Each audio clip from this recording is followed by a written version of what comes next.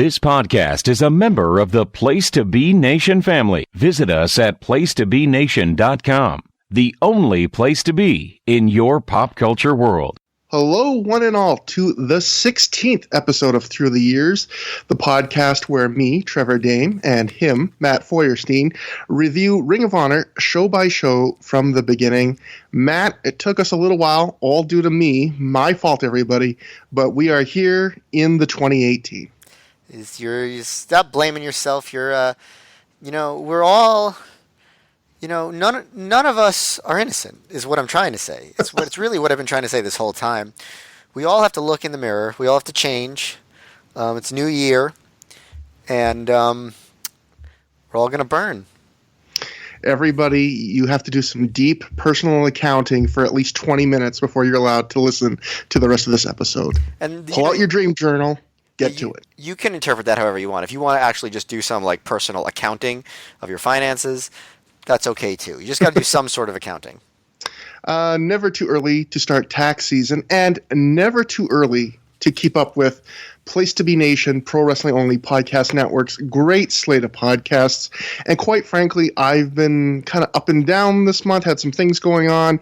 And so I already have a massive 2018 podcast backlog. And one of those is Psychology is Dead and their top 120 matches of 2017, a series of podcasts they've been doing. I haven't listened to one, but I've heard a lot of good things about the recent Psychology is Dead podcast.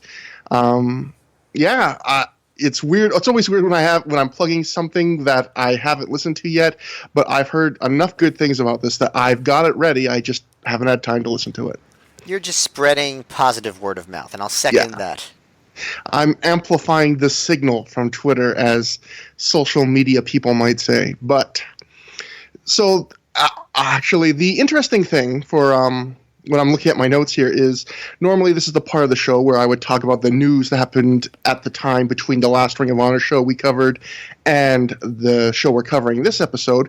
But because there was only a 1 week gap between Expect the Unexpected and the show we're covering today, which is Night of Champions, I don't really have any news, but we do have something to talk about, which is the historical significance of this episode. I mean, the episode, the podcast will never be historically significant. If this episode of this podcast is historically significant, that means something will have gone horribly wrong. So let's hope not. Somewhere like an hour in, while we're talking about the Carnage crew, Matt will inadvertently come up with the cure for cancer or something. This is going to be like a Bill and Ted write the song that promotes world peace moment. I'll have my Twitter open in case some global thing happens while we're recording, so that we can immortalize the moment when you and I found out about this particular thing that I hope does not happen, and I don't know what I'm saying, and this is not me having intimate knowledge of anything that's going to happen. I'm just gonna quit. There's a lot of significant things. This is actually a sneakily very significant show for a variety of reasons, Night of Champions. The first is it's the first Briscoes tag team match in Ring of Honor history. Not that their first tag match, but it's the first one they've had in Ring of Honor.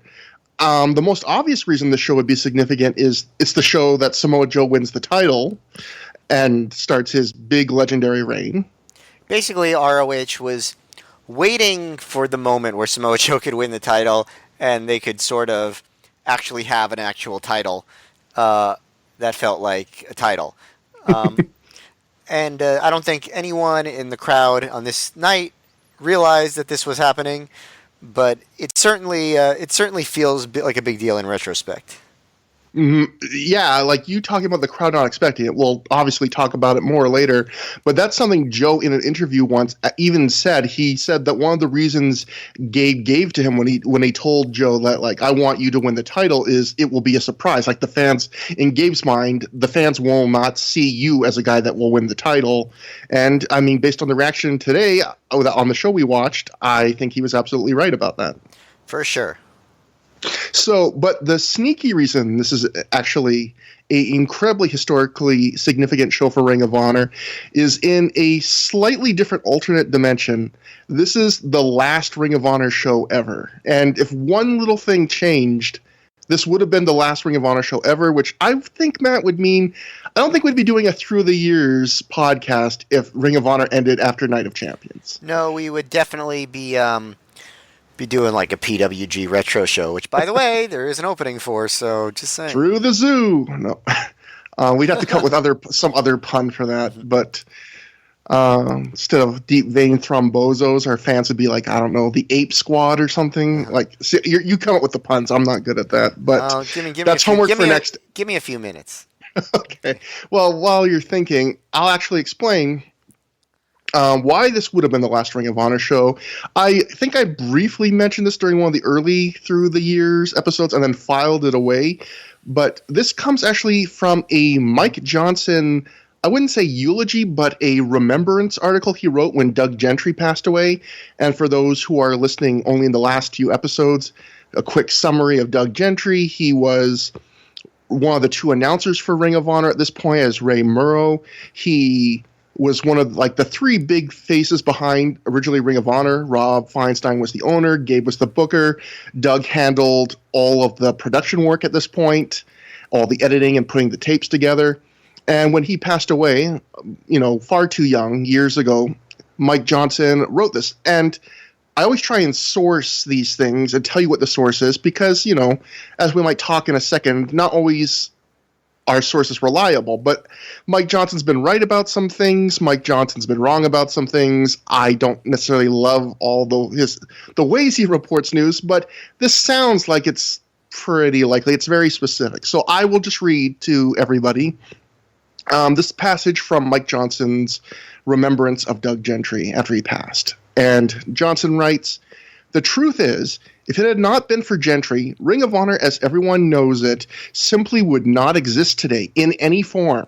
By March 2003, Ring of Honor had been in the red for some time, and things were looking bleak. Kerry Silkin, a friend of Gentry dating back a number of years, approached Ring of Honor about coming on board as an investor. Without a doubt, had Gentry not cultivated that business relationship, Ring of Honor would have been another independent that had a solid run only to fail. Had Gentry not known Silkin, Ring of Honor would have ceased to have existed following the Philadelphia event where Samoa Joe first won the Ring of Honor championship from Xavier." So that's Mike Johnson right there, outright, like nailing it down to the specific show, which again is the show we're going to review tonight, saying, if not for Doug Gentry and Kerry Silkin being willing to invest, this is it. Like, apparently, the Ring of Honor had lost enough money that Rob was going to pull a little more after a year, pull the plug. Yeah, and that's an interesting story, obviously, for the history of Ring of Honor. It's also interesting because these are two guys that are so important in ROH history, obviously. I mean, Kerry Silkin goes without saying. He was the owner for many years, probably through its most important, or at least most fondly remembered years. But Doug Gentry is another guy where obviously he was hugely important. He was on commentary for a lot of these shows. And not much has ever really been reported about him in the mainstream the mainstream wrestling news outlets. Obviously Gabe Sapolsky and Rob Feinstein. Lots been said about them, but it definitely seems like Doug Gentry had during these early stages, pretty close to as big of a role as they did, and it's hard to really know what that role exactly was. I don't know. We're going to have guests on in the future. Again, I want to thank Joe Gagne for being our first guest on the last episode. And I should mention now that guests won't be something we do every episode, but we definitely have people that are willing and people we like. So on appropriate episodes when we think it's the right pairing of show and guest, we'll have that. But I just say that because I don't know if we're ever going to have a interview on the show of someone from Ring of Honor. I have no idea, unless Brian Danielson, please remember us. Your first call when you get out of your WWE contract. But the thing, if I could interview anybody about a subject, I actually would like to know more about Doug Gentry, because I keep going back to when Voices of Wrestling did their big voting honor roll thing for who do you think is the best wrestlers in Ring of Honor history, which in some ways kind of led to this podcast, from a couple more additional steps, and it led to this podcast. Right. I remember Gabe at the time, they had I mentioned this I think once before, but they also had, in addition to the 50 best wrestlers, they had the top 10 or 15 non-wrestlers. And Doug didn't finish like that great. And I remember Gabe actually like specifically said on Twitter that like Doug should have finished higher and that he was, way more involved like than you would think. Yeah, that's what I hear too, but I'd like to know the specifics. Just because obviously we're interested in the topic as we have a show about it.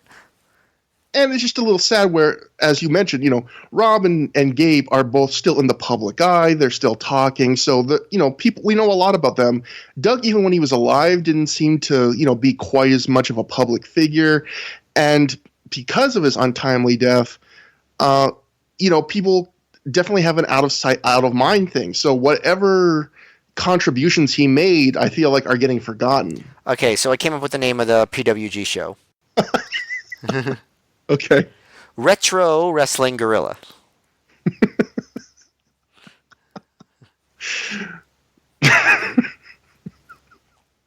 Good enough, right? For now? Good enough is my slogan for a lot of things. Mm-hmm. But that threw me off, but sorry. No, that's perfect. I asked for it and I got it. I got exactly what I wanted, as always. But so yeah, Kerry Silkin was an ECW fan. Rob Feinstein and Doug Gentry and Gabe Sapolsky were all involved with ECW, so I assume that's when the contact was made. And Kerry Silkin was a big wrestling fan, found time to invest. There's a couple more things I want to talk about. I think we should talk about before we get to the review as it pertains to this subject. I think the first thing is, this was a quote from The Observer that I should have said on the last show, but I decided it would be more appropriate to say for this show. And I just want to contrast this quote from Dave Meltzer with what I just read from Mike Johnson. This is what Dave was writing in 2003 around this month in time.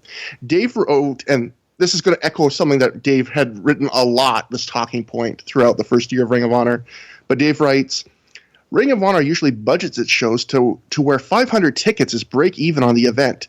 The company itself is structured to where the shows are largely to provide videotape products. So the live shows are actually expected to lose a little money, and they make it up on video sales. The recent shows have been profitable even before the first video is sold. Now, I think Dave wrote this before Expect the Unexpected. And you have Gentry you have Mike Johnson on the other side, retroactively, like years later, saying they were in the red and they were going to pull the plug around this time. So we've talked in the past, I know John Filipavich wrote in and said as a live fan in this era, that Dave's crowd estimates were on the high side and not accurate necessarily. I mean, something doesn't add up. I think clearly on this example, if Mike Johnson's telling the truth, I think that adds more weight to this, because it seems like every few months Dave would always say, oh, Ring of Honor's budgeted, so if it does 450, it breaks even, or 475, now 500. And yet, looking at how many of these shows drew around that amount, I can't see Ring of Honor as a company being like so deeply in the red, it's about to pull the plug, if that's really true. Yeah, like we said, a lot of stuff that doesn't really add up about what they say their business model is, but, what can you do? Even just the fact that they ran the Elks Lodge and apparently did a good crowd there in New York, and they don't go back to the Elks Lodge, and they don't return to New York till, I think, near the end of the year. So Just stuff like that tells you that show probably wasn't great financially for Ring of Honor. Well, they don't return to New York City proper for more than 2 years after that. They go to New Jersey, like an area right outside of the city, and then they go to a place upstate New York, which is a different market, later in 2003. Yeah, so I think it's obvious. Like I said this recently about Impact Wrestling. I said this a few months ago when people were talking about their house shows, and I was like, people were debating like, oh, were those house shows successful for Impact or not? And I said at the time to people, if those shows were successful, you'll know because they'll go back to those markets fairly quickly. And likewise, I think you can tell if they made money from that Elks Lodge show probably, because they probably would have come back quicker if that was like a financial success, especially for how good the atmosphere was. If that show even broke even, I would have come back to it quickly. Yeah, for sure. It was a good show. It seemed successful. There's definitely a reason that they went to Jersey instead. I mean, it's pretty obvious that you're running in New York City is expensive, but it seems like they must have really taken a hit on that show. So, and part of me wonders, I'm usually not one to get into conspiracies, but part of me wonders the timing, because this story came a few weeks before Night of Champions, and part of me wonders, like, was Ring of Honor floating that they're doing good to try and entice Kerry Silken to invest? Like, Kerry reads The Observer, like, let's tell Dave that these last few shows have been profitable before they even sell the tapes, like, because it seems weird that the timing of where all of a sudden this story pops up in the Observer that the recent shows not only are break even, they're profitable before the first video is sold, and then magically weeks later, that's when Kerry Silken becomes an investor, like by all accounts, to bail out the company. So you think that Kerry didn't know that he was actually bailing out the company? He thought he was buying into like some big profitable organization? Because that seems problematic. It could even be something in the middle, like they could say to Kerry, well, we admit we've lost some money, so we need an investor, but we think it's turning around. The last few shows have been break even, but we need that extra burst of money. Like, there's ways you could frame it. True. The idea. I mean, I wonder what the legality is of putting of like totally lying about your finances to somebody who is buying your company or investing in your company. Feels like it's probably illegal to falsify. Yeah, and again, I don't want to say that this is no one misconstrue this as me saying this is a real thing. This is all coming from my warped brain. That's just like a thought that popped into my head. I didn't even know how much weight I personally give it. It just, the timing seems weird, especially, again, if Dave was truthful, or I don't think he's knowingly lying here, but if he was right about the last few shows being profitable before the first video was sold, I don't think that's the time you look for an outside investor. I think that's the time you think, we're on an upswing and we're going to reap all the benefits ourselves. I don't feel like that's the time you start looking for, as opposed to the start of Ring of Honor. I would say if it's a lie, it's probably just a simple explanation of, businesses try to make themselves look good. And if there's a reporter that's going to report whatever they tell them, why not just tell them that you're doing better than you are? Exactly. And the last thing I wanted to mention with this Kerry Silken thing is we're going to start seeing some production changes on this show and the next few shows, in part because of Kerry Silken and I assume his investment money. This is something that was written on the Ring of Honor website shortly after Night of Champions. The Ring of Honor website, they posted a little message that said, "You will see many production improvements in Ring of Honor over the next several shows. It started with last Saturday's event," and they're referring to Night of Champions, "which was taped with brand new, super high-quality mini DV cameras. A new scaffold also gave the hard camera a better position. There will also be several other improvements to the presentation of the product soon. Ring of Honor thanks all of you for these improvements because it is with your support that we can make the product better for you." So, starting with the next show, Epic Encounter, this show, Night of Champions, is the last Ring of Honor show in Philly. There's going to be one or two other shows, I think, that are still lit with the house lights. But starting with the next show, Epic Encounter, we're going to go to the era of dark building, professional lighting setup. And we're also going to, in a few shows, I think, go to the half red, half black canvas. Like, you're going to start seeing a lot of little physical production changes. If my memory serves, there's only one other show that doesn't have the lighting rig. I think it's Retribution Round Robin Challenge 2 in Pittsburgh, which will be two shows from now on through the years. Right. But I think you're right. I think this is this is certainly the last house lit show at the Murphy Rec Center, and one of the last period. But it's interesting. I always thought that this would be a Gabe idea, but again, we don't know if Kerry's telling the truth or not. But I found a radio show where Kerry Silken, this was years and years and years after the fact, said that he was really passionate in this interview talking about how he wanted to improve the lighting. He said, he's a big concert guy, sells tickets and stuff, and he was going, that great atmosphere thing at a concert where show starts, lights go down, show ends, lights go up, and he wanted that for Ring of Honor. And he claims that Gabe told him, it didn't make it sound like it was a huge fight, but Gabe was like, I don't see why we need, it looks fine without the lights. But according to Kerry, that was his idea, to have, building lights go down and just buy a lighting rig that can be set up in every building to make a very specific lighting setup for every show. Yeah, now, we'll obviously get to this when the time comes, but I remember distinctly noticing that so the lighting, and the production got better and better and better throughout 2003 into early 2004. Then, after the big, Rob Feinstein scandal that ended up with him leaving the company, the lighting and the production in general seemed to get worse for a little while. And Kerry was still there. So, I guess we'll see if my memory bears out. But I'm pretty sure this is the case.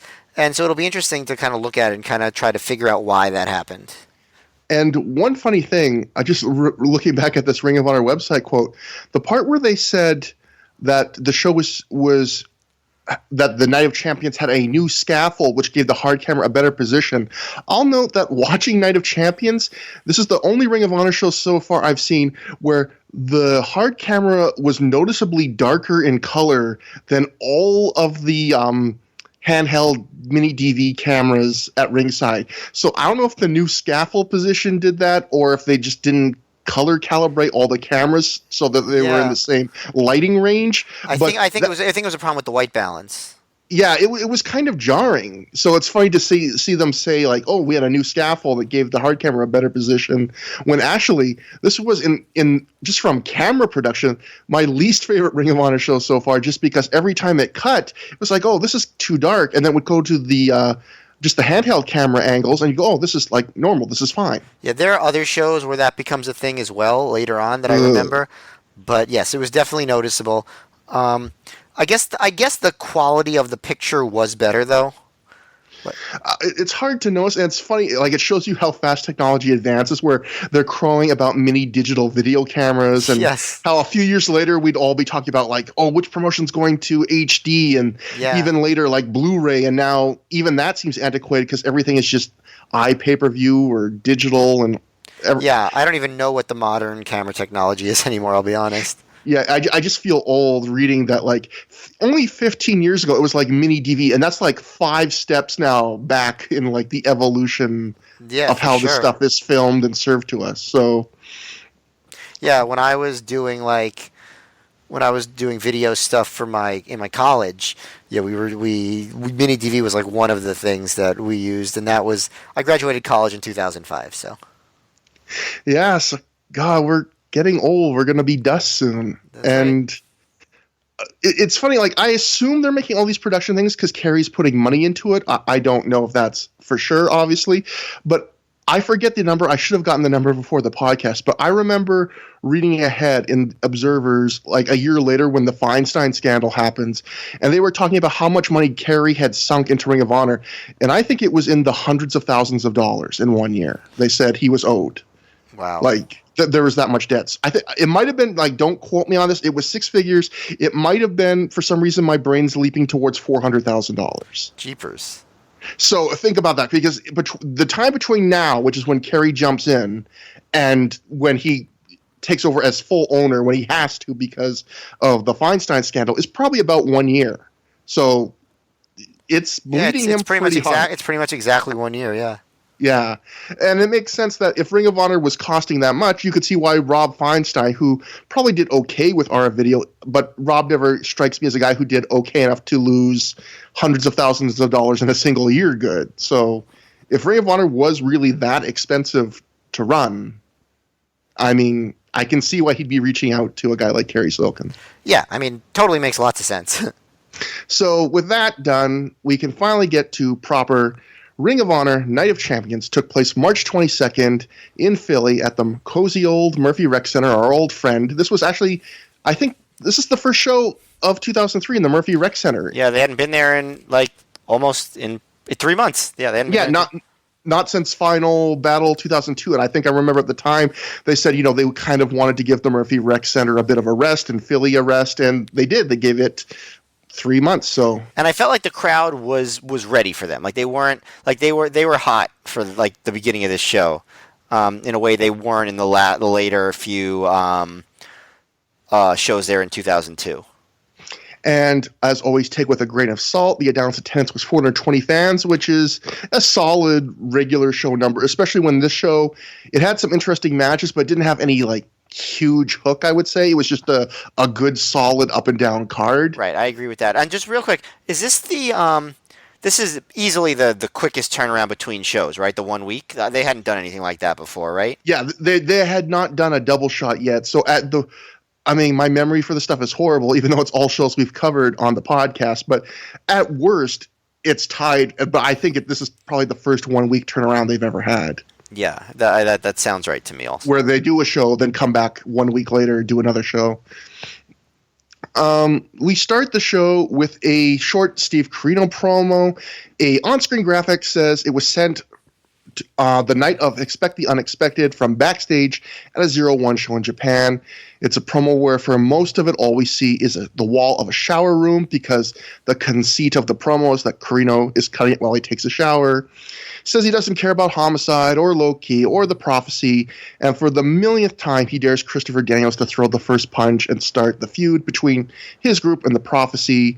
This was very short and inconsequential, and was just one of those Corino promos you had at the time, where it was like Ring of Honor. Corino was at this time spending so much time in Japan that they just, I guess, felt like they needed these little meaningless promos to remind you, like, Corino's still in the company, he's coming back, there's still a storyline going on, like, don't forget about him. Do you think that, like, it was a bad idea, even without, Corino's other problems that happened later in the year, to revolve the show around Corino so much, considering that fact? I think so. I think that's probably something this is something I feel like they had to learn. This is one of those early growing things, which is you can't rely on people that have serious Japan commitments. Yeah. Like if a guy goes once in a while, that's okay, but you can't really put a lot of weight. If you're like at Ring of Honor at this time was a fairly heavily angle-based promotion. Yeah. You can't just have a guy miss 3 shows in a row or more, because of Japan. Yeah, way more. I mean, you can still have that guy as a special attraction, like a Doug Williams or something. But I think a couple years later, Gabe would be much more hesitant to do something like this. I think he would learn his lessons from stuff like this. Well, you'd think Donovan Morgan alone would have helped him. And Donovan Morgan, they didn't put nearly as much on Donovan Morgan, but he was a champion and got to defend the title once, twice. And as opposed to some guys that, they skip with Ring of Honor and then that leads to a Japan thing while they're already established. I mean, it was known probably from right at the start of Ring of Honor that Corino was a big foreign player in 0-1. That was his bread and butter. That was his home promotion. Exactly. He basically ran the office for all the foreign talent and all of that. So, Ring of Honor was never going to be on the same priority level as that. I think a lot of stuff in early ROH that maybe seems suspect seems to be a lot of based on, I'm just kind of speculating, Gabe still being a huge, I hesitate to use the term, but I can't think of a better one, mark for ECW. So like, oh, this thing was an ECW, it was so cool, we gotta, so if it was an ECW and it worked, we should pay homage to it here. So like Corino was a big star at the end of ECW. So he he thinks that that ECW thing will help get this over in ROH, and I don't think everybody felt as strongly about that as he did. I also think that Gabe at this point early on is just desperate for guys he sees as good promo guys, because it feels like even if they don't have much to say, guys like Daniels and Corino get promos at least once or twice on every Ring of Honor release if they're like even in the vicinity of the building. Like even when Spanky was there, he gave Spanky a lot of camera time. I just feel like maybe rightfully so, Gabe felt like the early crop of talent in Ring of Honor, not a lot of them could cut a good promo. So when a guy did, he would just put him there, every home release. you would get Christopher Daniels promos, and if he was available, Steve Corino promos. Yeah, well, that's true too. But like, remember, like just like how excited he was at that Tommy Dreamer promo at All Star Extravaganza. Like, I think that ECW thing, kind of held a lot of weight to him. No, you're exactly right, and I think we've talked about earlier episodes about. I mean, people forget, and we used to talk about a lot more. It's kind of faded out as a story at this point, but how the landscape of indie wrestling in 2002, where Ring of Honor started, was a lot of companies fighting for ECW scraps and using a lot of old ECW talent, and some companies outright just trying to emulate ECW. So right.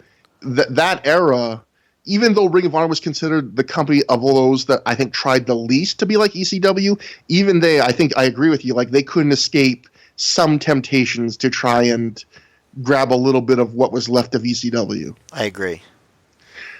And meanwhile, back in Philly, away from Corino in Japan, the next little segment is Special K is partying backstage with new member Mikey Whipwreck, complete in sombrero and boa, because that equals comedy.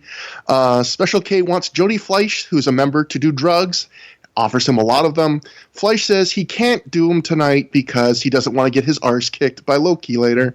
Whipwreck then changes the party music from techno to rock, which only he enjoys. Matt, I've seen rock. better anti-drug PSAs. Yes, I have too, but also, like, not that I want them to, but do you think that any of these people actually did these things?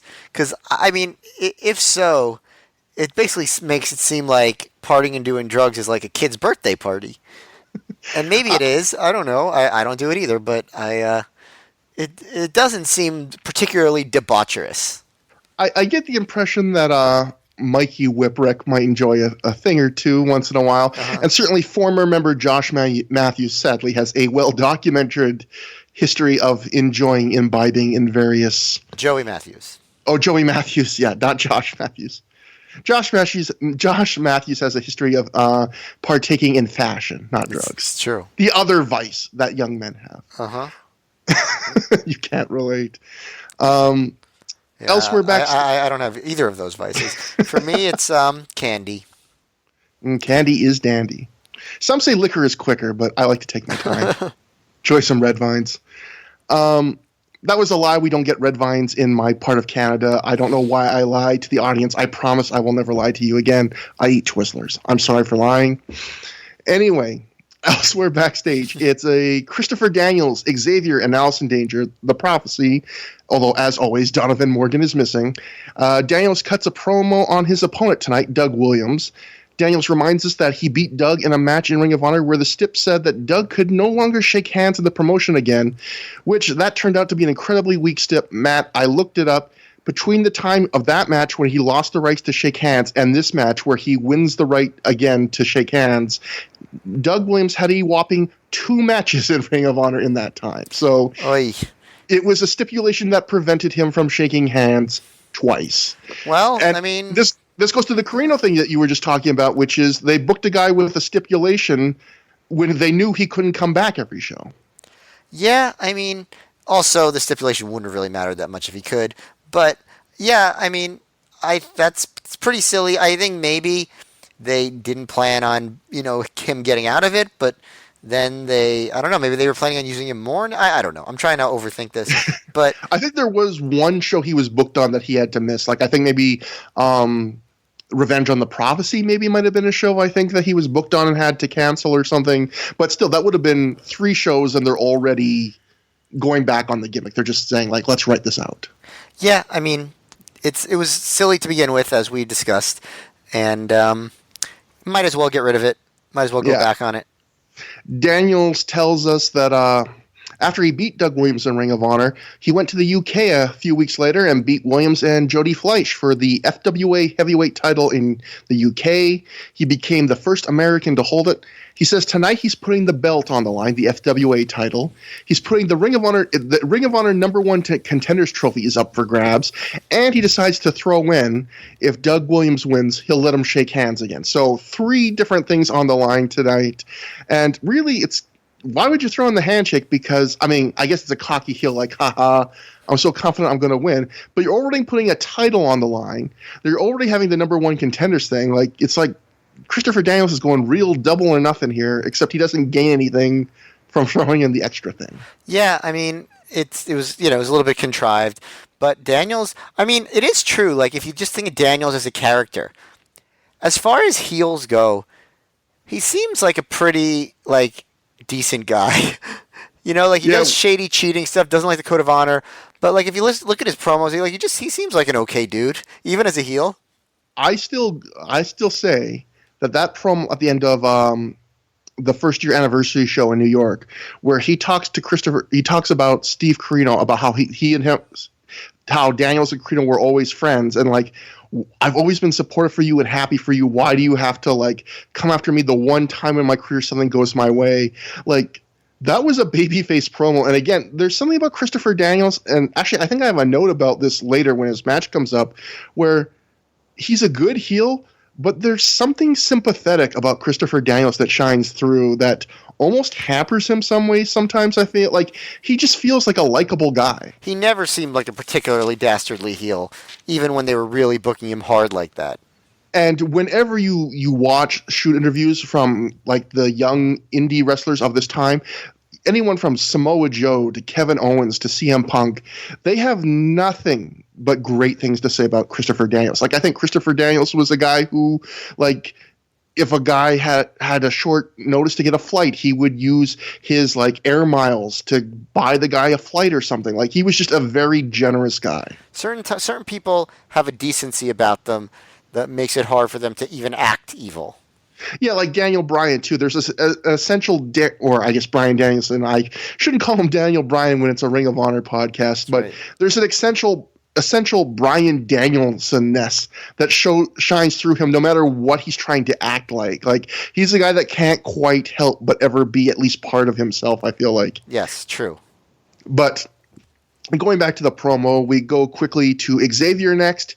He's facing Samoa Joe tonight, and he points out that Samoa Joe lost to Low Ki in Ring of Honor while he beat Low Ki in Ring of Honor. So Xavier's a big fan of mixed martial arts math, apparently. If I beat this guy and you lost to him, then I am automatically better than you philosophy. And then finally, Allison Danger sends a message to Steve Corino saying the prophecy hasn't forgotten him either. And the promo ends and Ring of Honor does their usual, the camera still rolling thing. And for some reason, even though this has happened a million times, the prophecy doesn't seem to be aware that the camera might still be rolling. So Daniels immediately loses his cockiness once he thinks the cameras are off. And he asks Xavier if he's really sure he can handle Joe tonight, saying that Joe's one of the hardest hitters he's ever been in the ring with. Xavier says he can handle it, although maybe he says it a little less confidently than he would have if he thought the promo was on tape. Then Daniels realizes the camera's still rolling and shoos the camera guy away. I still think that Gabe way overdoes the whole, like, the camera's catching things that shouldn't be caught on camera stuff. But this was kind of a cute use of it, like that the heels put up a good front, but secretly in private, they're more scared of Joe than they're willing to admit. Yeah, I liked it. But it is a trick that he tries to go back to too many times, pretty much for as long as he's in charge. Yeah, some of these Gabe corners aren't even bad things like this. It's good. It's just he uses it too much. Exactly. But it's not a bad thing when it's used like this. Right. So we kick off in terms of matches with a 4-corner survival match. Alex Arion taking on Dixie, who was escorted to the ring by Hijinks and Lit, versus Matt Stryker versus BJ Whitmer. And BJ Whitmer wins this match in 11:25 after he pins Dixie with an Exploder 98. That's the wrist clutch exploder. I just had a stroke. Oh no! That Jun Akiyama used. How do I call emergency services in Canada? What's the number? I don't know. It's 411. Matt, before I give it to you and try and recover from a blockage of blood flow to my brain, I'll note before I ask for your thoughts. One thing the Ring of Honor website said before these 2 shows that happened during this 1 week, before Expect the Unexpected this show, they were on their website. Alex Arion will really be given a chance to impress in March as he heads into ECWA's Super 8 tournament. I'll let you talk about if you think Alex Arion was really given a chance to impress. And also, I'll point out, apparently, according to The Observer, Alex Arion, poor sad guy that he is, broke his nose during this match, and this was his final match in Ring of Honor. So, well, Matt, what did you think of the match? Was it better than the fate of Alex Arion? Well, I mentioned, like, the one thing I said is match is kind of a mess when Alex Arion is in. At the beginning, he didn't really stand out to me as being the surprising member of the match. It was Dixie, where I was like, interesting person to be in this mix, because he's usually in a very different kind of mix. But, it was all right. I mean, the crowd, was very hot for it. Like I said, his first time back in the building, their home base in 3 months. One thing that I'll note early is that they listed their top 5 rankings, classic WCW NWA style. Number 1 contender being Samoa Joe, number 2 contender being CM Punk, number 3 Low Key, number 4 American Dragon, and number 5 AJ Styles. And I wonder what happened to any of those guys. I wrote on Twitter that could be the top 5 of indie wrestlers of this generation. Like, I don't think that would be my exact list, but if you said that was your top 5 of best indie wrestlers of the 2000 to 2010, I wouldn't argue much with you. So it certainly would not be a controversial list. No, not at all. So I mean, it's pretty crazy. One of those weird moments in time where it shows you. It's weird, like on the first Ring of Honor shows, we were talking about how the lack of roster depth, and now we're a little over a year in, and they can just randomly have a top 5 that good. Yeah, I'm gonna I guess it's early in the show to say this, but ROH during this particular time period was really good. They had lots of good wrestlers. I think that, well, we'll talk about the booking as it goes on, and I'll try to come back to that point later.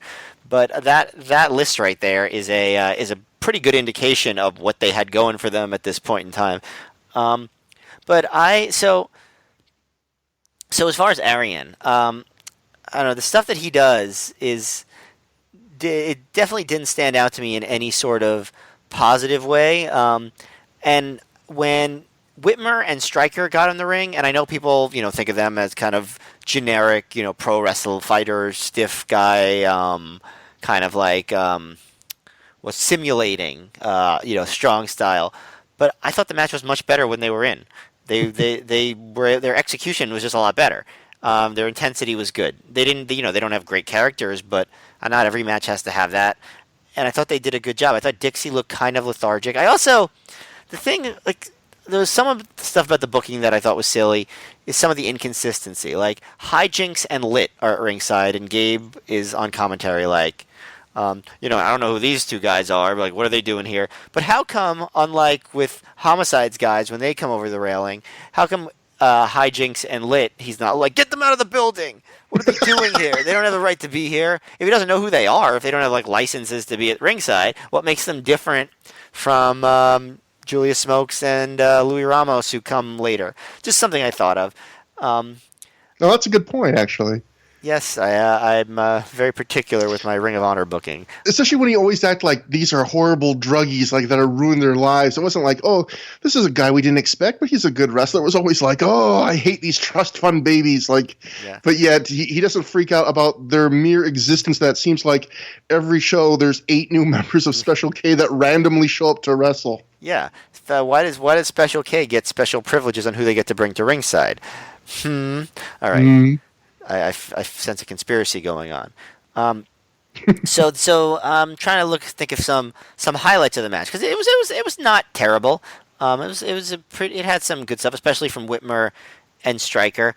There's a moment where Dixie and Arion do a double body block on each other, which I didn't think looked particularly good. So that's when Whitmer and Stryker get in the ring, and they're chopping the crap out of each other, which of course you'd expect from these guys.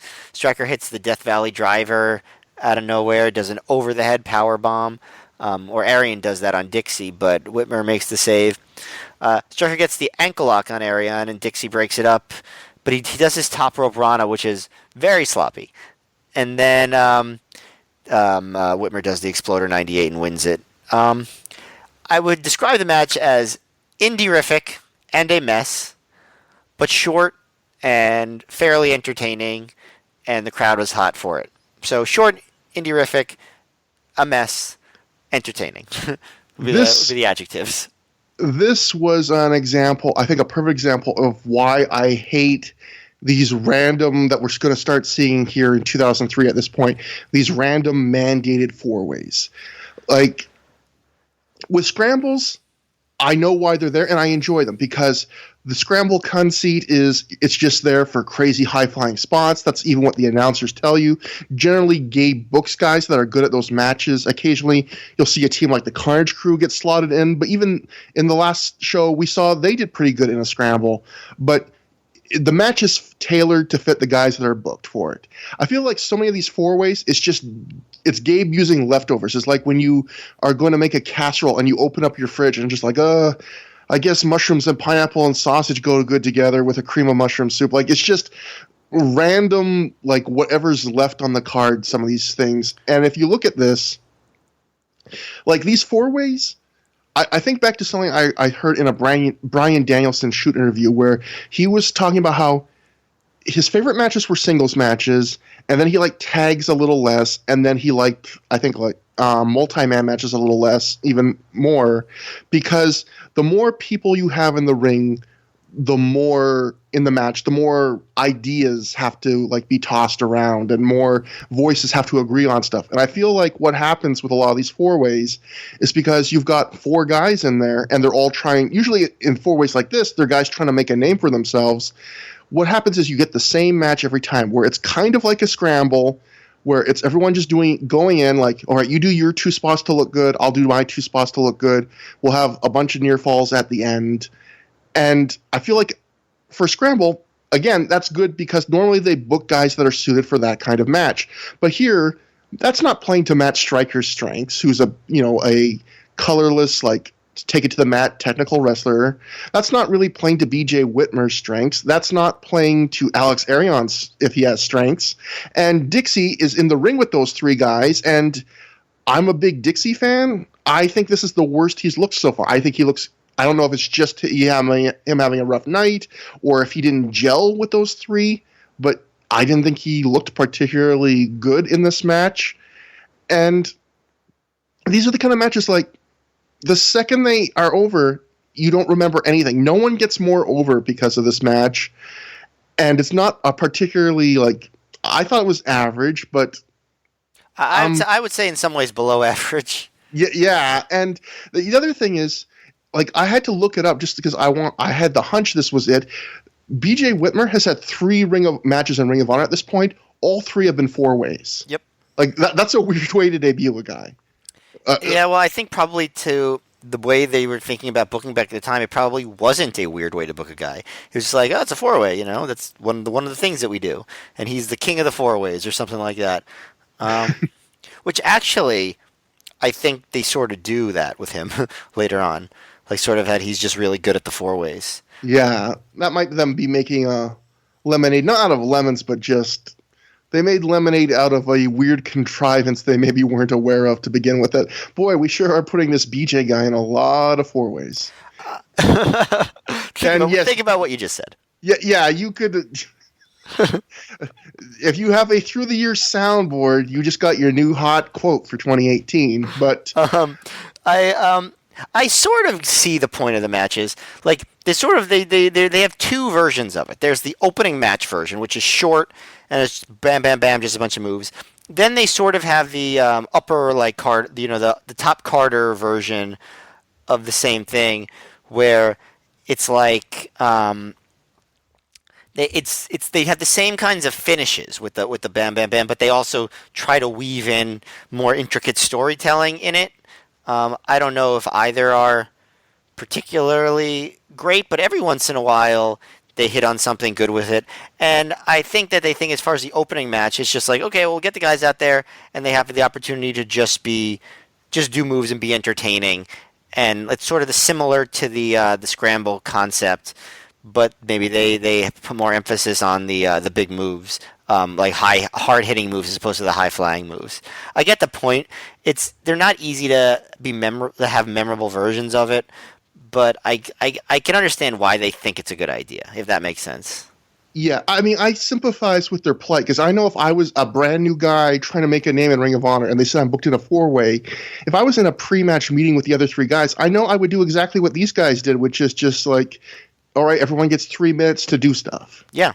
Like I wouldn't want to monopolize the match for myself, and I'm sure they wouldn't be happy if I said that's what we should do.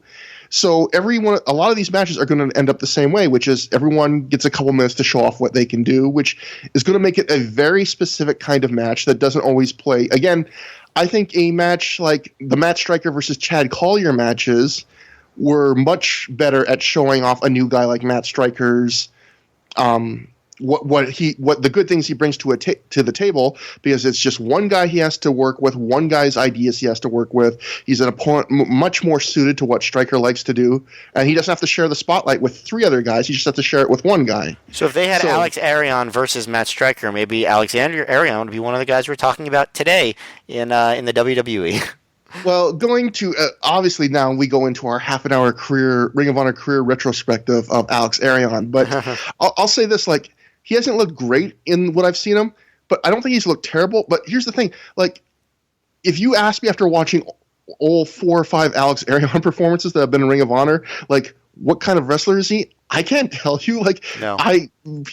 Partly probably because of how he's wrestled, but also because of the way often Ring of Honor would highlight some of these, like, not super hot new names. Like, I don't really even know how to judge Alex Arion, even after seeing him in multiple Ring of Honor matches, which, again, it shows you that a lot of these multi-man matches aren't great ways to show talent off.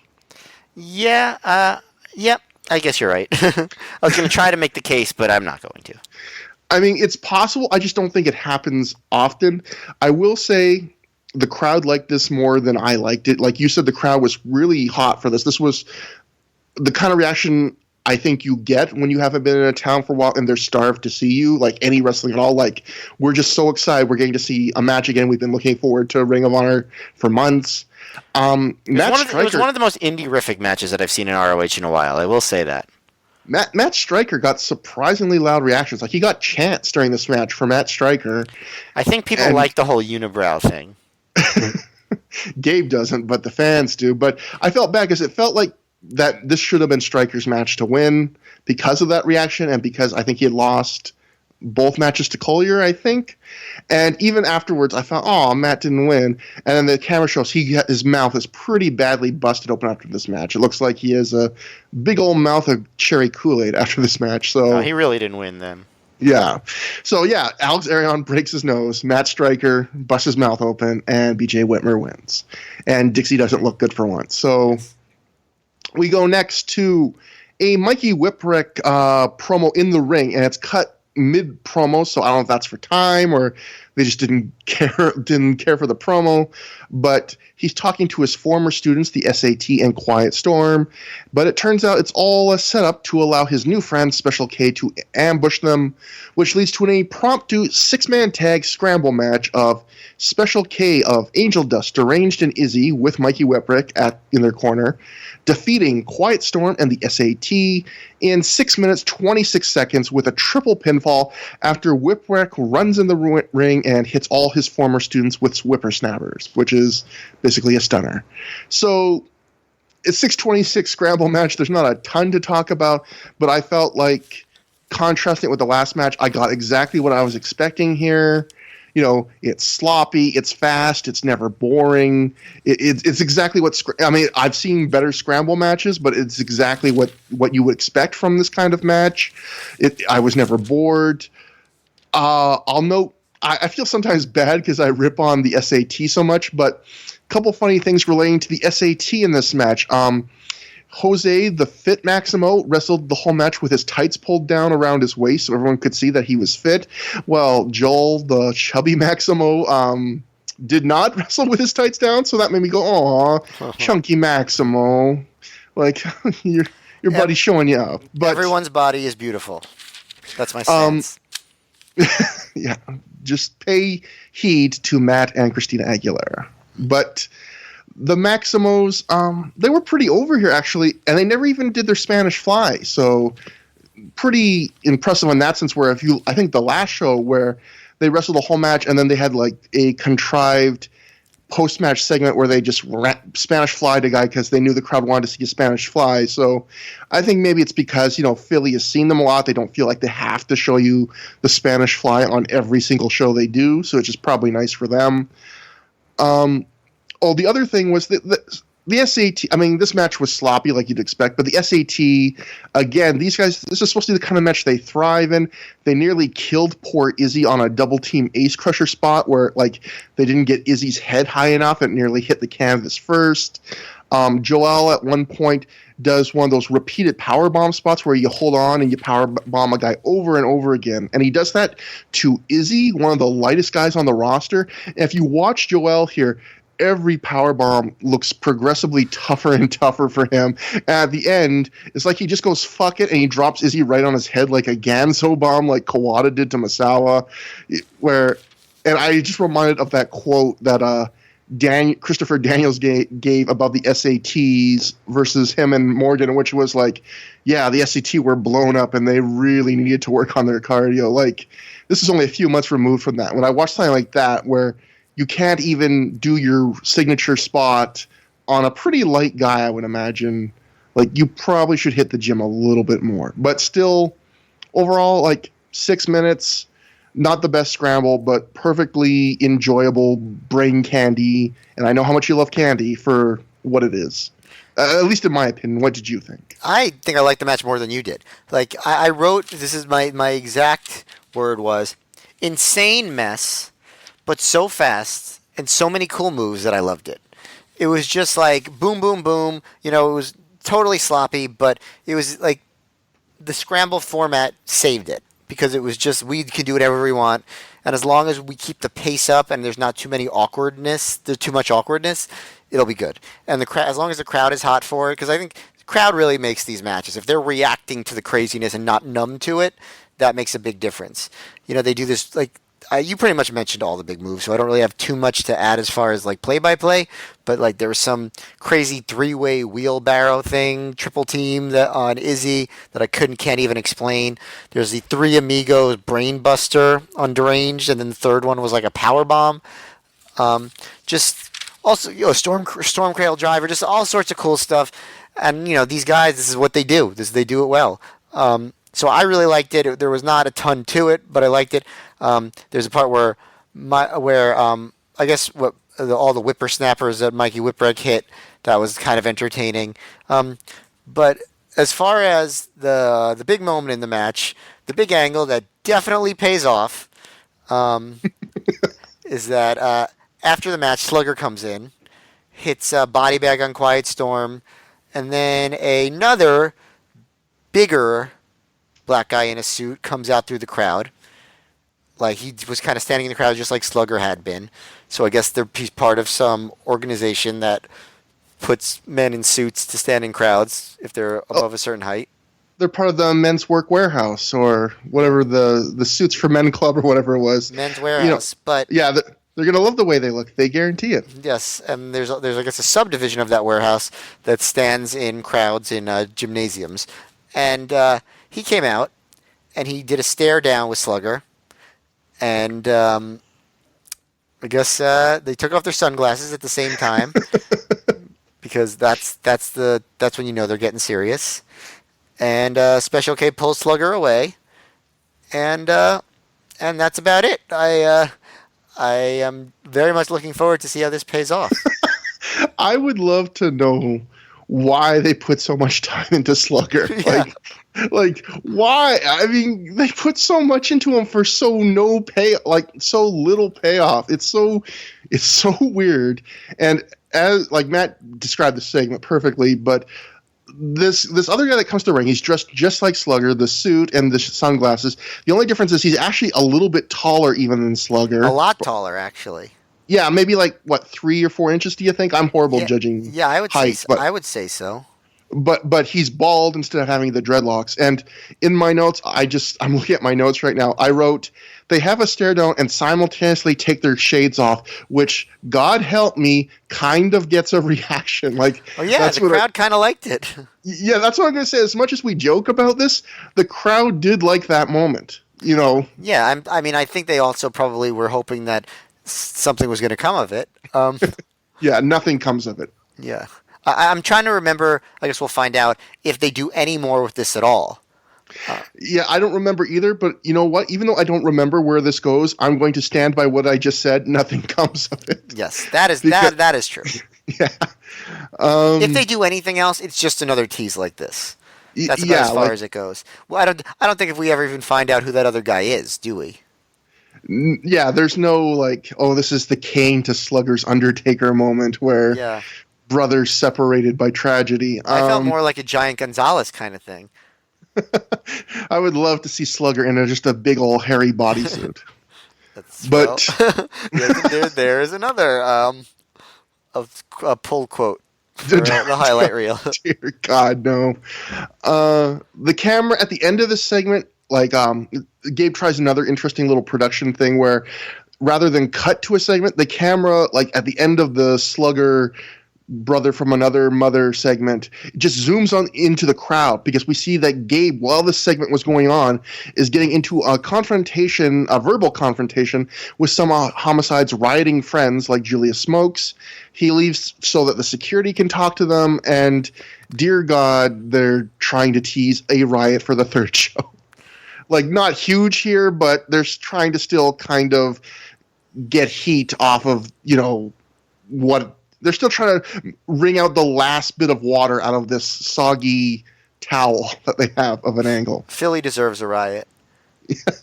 You get a riot, and you get a riot. But what I don't get is, like, Gabe seems to have personal animus toward the group and towards Homicide's crew that's feuding with the group. So it feels like he should probably just ban everybody involved in either of those two crews. The thing about these angles is it always makes the Ring of Honor look like the least powerful company in the world where, Gabe during some of these angles will be like, edit this guy off the tape, or they'll talk about firing C.W. Anderson, and then he just comes back and they act like they're powerless to stop it, or people riot and they just keep breaking into buildings. Like, Ring of Honor can't stop anything, apparently. It's just funny when you watch how many of those things add up in a short period of time. I agree. All these little exceptions that, on their own are just, it's pro wrestling. But then when a bunch of them happen within the span of a few shows, you're like, boy, Gabe, like, you're having a tough time, aren't you, buddy? Like, yep, he's fake Gabe is bad at his job. Real Gabe is good at it. Yeah, he's doing pretty good right now. But so we'll have more semi-rioting fun later, but I'm going to cover this match first, too, just because I think it works better for the order. But our next match is the Backseat Boys, Johnny Cashmere and Trent Acid, defeating the Ring Crew Express of Dunn and Marcos in 5 minutes and 19 seconds via another multi-pinfall. This is a double pinfall after they T-gimmicked their two-man crucifix powerbomb. They did that to Marcos on top of Dunn and then pinned them both. This match, Gabe starts on commentary saying that the Backseat Boys have signed Ring of Honor deals, so they'll be regulars on most shows from here on out. And this match is mostly just a short showcase for them, but they give the Ring Crew Express just enough offense, and it lasts just long enough where I feel like it doesn't feel like 100% squash, although it's still clearly this match is to show off the Backseat Boys. It's a bit sloppy. I mean, I'm a Ring Crew Express fan, but this is another, like the Dixie thing earlier. It's a guy I like that. I think there were some really sloppy moments in this match, and I think they might have been more due to the Ring Crew Express, sadly. But I will note that Dunn does a surprisingly lengthy delayed suplex on the outside on Johnny Cashmere. And one, that's going on a hard, wood basketball floor. And two, you don't expect to see Dunn, of all people, skinny old Dunn, doing, a lengthy delayed suplex. So good on him for doing that. Maybe not, it doesn't quite fit the persona of the Ring Crew Express, but I was like, oh, that's pretty cool. I didn't expect he could do that or would do that. I thought it was sloppy and probably as a wrestling match below average, but again, kind of like the scramble, it was I think what you said about the scramble kind of applies here, which is it's so fast that the speed adds. It's a quick match. They move at a fast clip. It's not, even if it's below average in some technical aspects, it's not boring. Just kind of a mess. And the one thing I want to talk about is I feel like the Backseat Boys, they remind me a lot of the Young Bucks, where they're trying to marry a lot of comedy with like cutting edge, state of the art for their time, like indie high spot wrestling, and seemingly kind of like the Young Bucks get on the internet. When you listen to this crowd for this match, they get like 2/3 cheers and 1/3 people just hate them. Like there's lots of Backseat Boys chants, and then a third of the crowd will chant "sucks" at the end each time, and it's kind of interesting that they're both similar in that respect, where they got a little bit of goofiness, but they're also doing these spot matches and the same kind of divisive crowd thing. Like I feel like obviously the Young Bucks are a lot better of a tag team, and I think they integrate the comedy and the wrestling better. But for some reason, I definitely got like very, not just in how they wrestled, but again how the reaction to them. I got like heavy Young Bucks vibes from this match. Yeah, I never thought of that comparison before, but as I watch future Backseat Boys matches, I'm going to think of it now. I think that the match was a little bit less sloppy than you're giving it credit for. I pretty much agree with you that maybe technically it wasn't the best match, but it was very entertaining. The way they kind of start off is like I almost was wondering if the Ring Crew Express was going to win just because of how hard Gabe was playing the Dunn and Marcos. They have no chance here. I actually wrote in my notes after he said that because I was like, wait a second. But all he was doing was setting up the fact that they were going to get a couple of big spots in and almost have the backseats on the rope, figuratively speaking, for a little while. They do the Dunn gets a top rope elbow, besides the delayed suplex that you were talking about, which really was cool. They do the assisted sliced bread on acid, but then the backseats come back and they go for the dream sequence. They kind of mess up the dream sequence. Dream sequence is like their series of like kicks and then into like a Muda lock with a kick as a part of that. It's kind of a complicated combo. They don't really do a great job with it in this match. But they do their whole powerbomb neckbreaker combo on Marcos, which whenever I see that move, I will never forget that is the move that pretty much almost paralyzed Viano 4 in WCW when, who was it, Raven and Saturn, or Raven and Canyon did it? I think it was Raven and Saturn. Do you remember that? I don't remember this. I'm going to have to look this up after the show because I don't remember this. Yeah, they really mess up a neckbreaker powerbomb combo on one of the Vianos on Nitro, and he's definitely hurt after it. And so then they stomp Dunn's face into Marcos's crotch, which is always a good spot. Eventually, they get the T gimmick, Marcos onto Dunn for the win. I just thought it was entertaining. I think the Backseat Boys are a good addition. I think they've done a good job in their little, short matches and scrambles that they've had here. And then, of course, they say they want a real team on the next show. So, who is the real team? The Hit Squad. But it's interesting where, also, I guess I want to bring this up too, which is we got to see our old friend from the last show, big giant dude with a denim jacket and long hair and shades and bandana, who's a big Dunn and Marcos fan. He went all the way from Boston to Philly. Yeah, and the Dunn and Marcos point him out and party with him. And then we also get a great entrance from Trent Acid because he lets all the ladies stick dollar bills in his pants and rub on him and kiss him. And there's 6 very excited ladies that all made their way to the aisle way to do that. And plants. For me, they're plants. Either that or they were ladies, make your way to the aisle if you want to give a single to Trent Acid. Yeah. It's coming up. But I don't know why someone doesn't do that stripper gimmick now, because it's a fun gimmick and you add money to every show you do. It's a merch table in your pants. You don't even have to set it up. You just put money in my G-string right now, please. If no one's going to do it if you don't, just letting you know. I'll tell you, Matt. You're the man for the job. I'll tell you, Matt, what I need to do that job. There's 6 things, and they all start with abdominal. And anyway, you want me to put on 6 abdominal stretches on you? If I do 6 abdominal stretches, then I will do a stripper gimmick as a professional wrestler. All right. But yeah, like Matt said after the match, Trent Acid gets on the mic, says they're the best tag team in Ring Up, blah blah blah, or in the Independents, I think they said. The camera follows them through the back curtain where the Hit Squad are waiting to go nose to nose with them for how dare the Backstreet Boys have the temerity to say they're the best tag team on the indies. As this happens, Doug Williams' music starts playing, and we see Doug Williams have to like scoot past the four guys.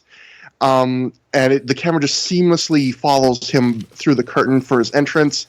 Again, Gabe loves like the long, unbroken camera shot. He truly is the Martin Scorsese of indie wrestling. I've never thought of that before, but yes, he is the Martin Scorsese of indie wrestling. And next we get I don't know if this is quite his Goodfellas then, but we get a match with a ton of things on the line because, as we mentioned earlier, the FWA British Heavyweight title is on the line. The Ring of Honor title #1 contendership trophy is on the line. And the right for Doug Williams to shake those hands he loves so much is on the line. Christopher Daniels takes on Doug Williams, and Doug Williams wins it all in 18 minutes, 13 seconds via pinfall after he hits the Chaos Theory German suplex.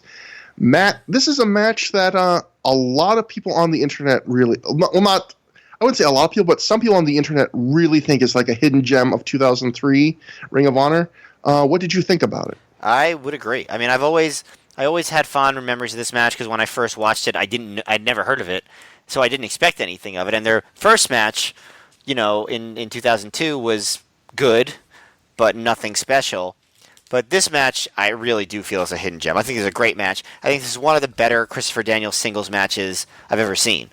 And it's hard to say why. I mean, Daniels was really good. Williams always looks awesome, I think. But this was a chance for him to have like a developed singles match with stakes and like STAKES. There's no eating steaks in this match, and and like a storyline to it and stuff. And I really just appreciated how solid all the work was. They kind of do, the story of the match is that Daniels targets Doug Williams' ribs while Doug targets Christopher Daniels' neck. And Gabe, I think, he's pretty good on commentary. I do think he calls it a classic way too early in the match. Like, it's like 5 minutes in, it's like, what a classic we're witnessing here. Yeah, and at the end of the match, he almost immediately is like, that's a sleeper match of the year, Kenny. Like, he's really putting this over. Well, I think he was very pleasantly surprised, too, because it's only the fourth match on the show. And it wasn't the match before intermission, so I don't think he had such high hopes for it. But he did give it a good amount of time. What was it, about like 19 minutes, you said? I think 18 or 19 minutes. Some sites said 19, but I think when I tried to like time it out, I think it was 18, but either 18 or 19, so close to 20 minutes they give him plenty of time.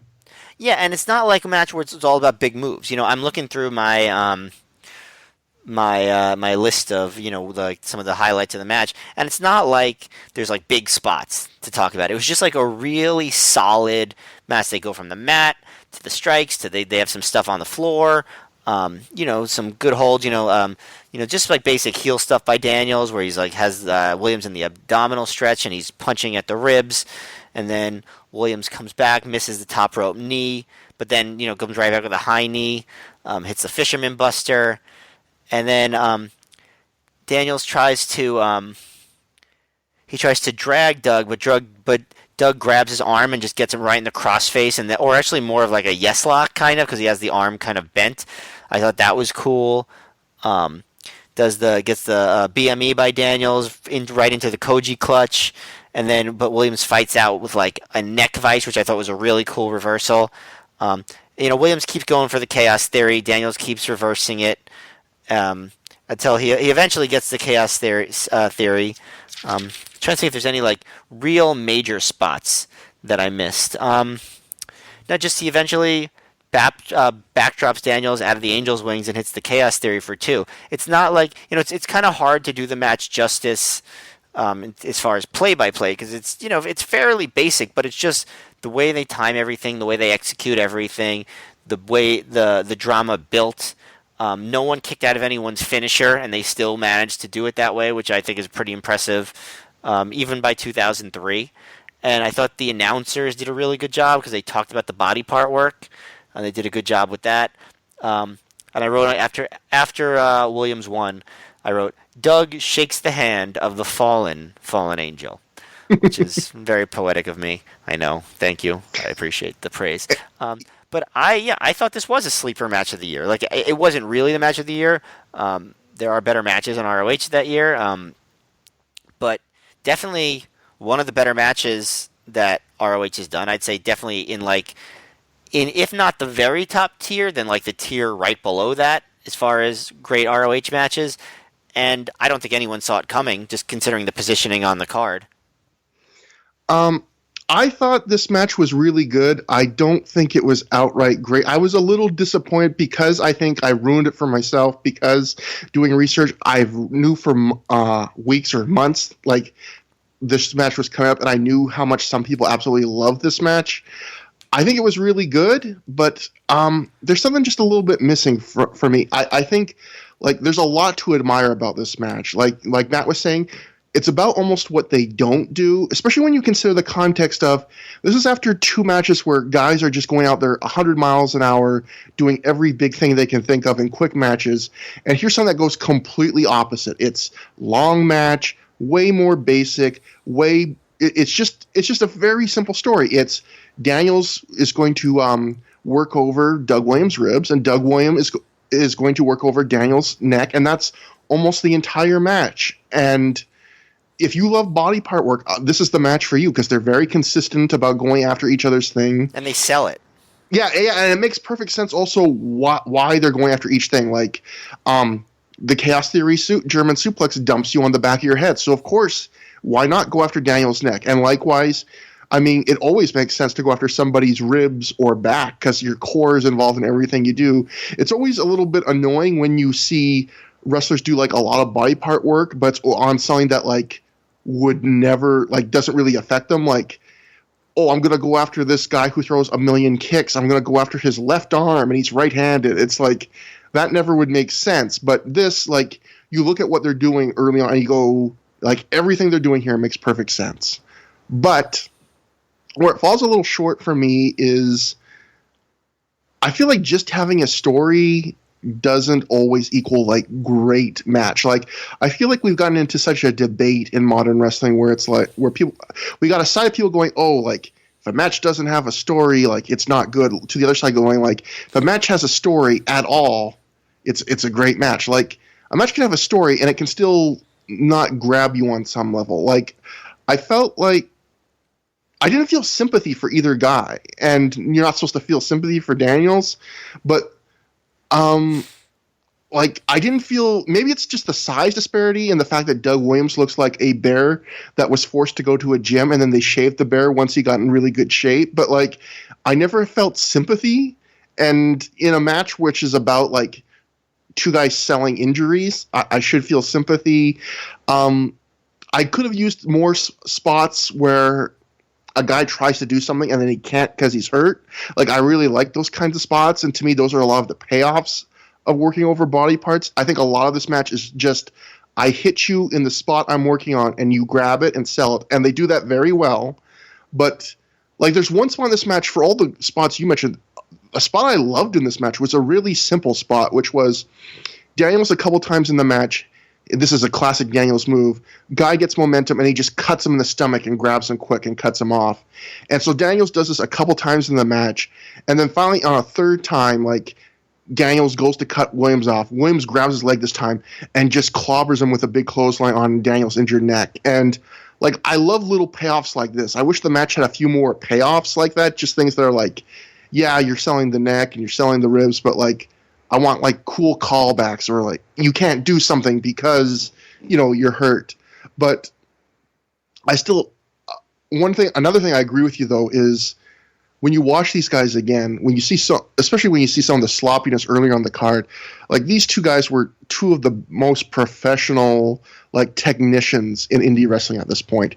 Everything, it's one of those things you can only appreciate, I think, if you're watching every match on these shows from this era, to see how much, like, nowadays the standard for, like, the mechanics of wrestling has gone up.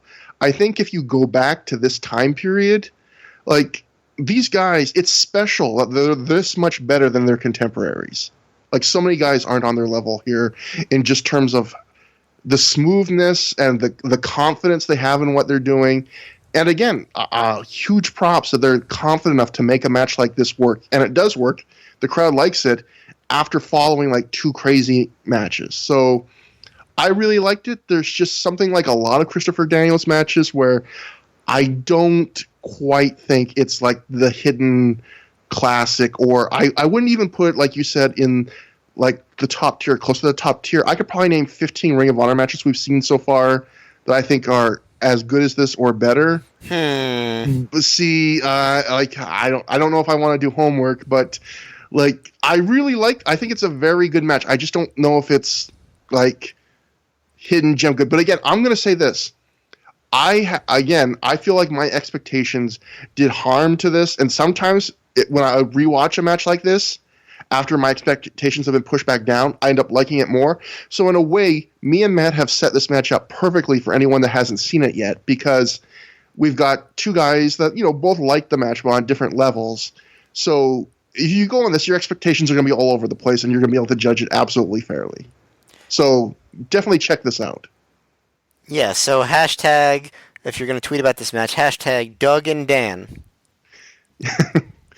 The search for hidden gems. But that's too long of a hashtag.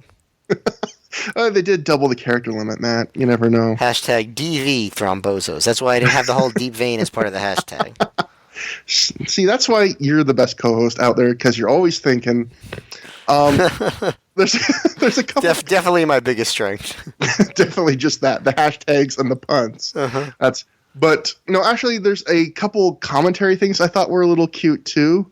One was Gabe teases that he's talking about the FWA title that's on the line in this match, and Gabe teases on commentary that Ring of Honor might be doing something with FWA down the line.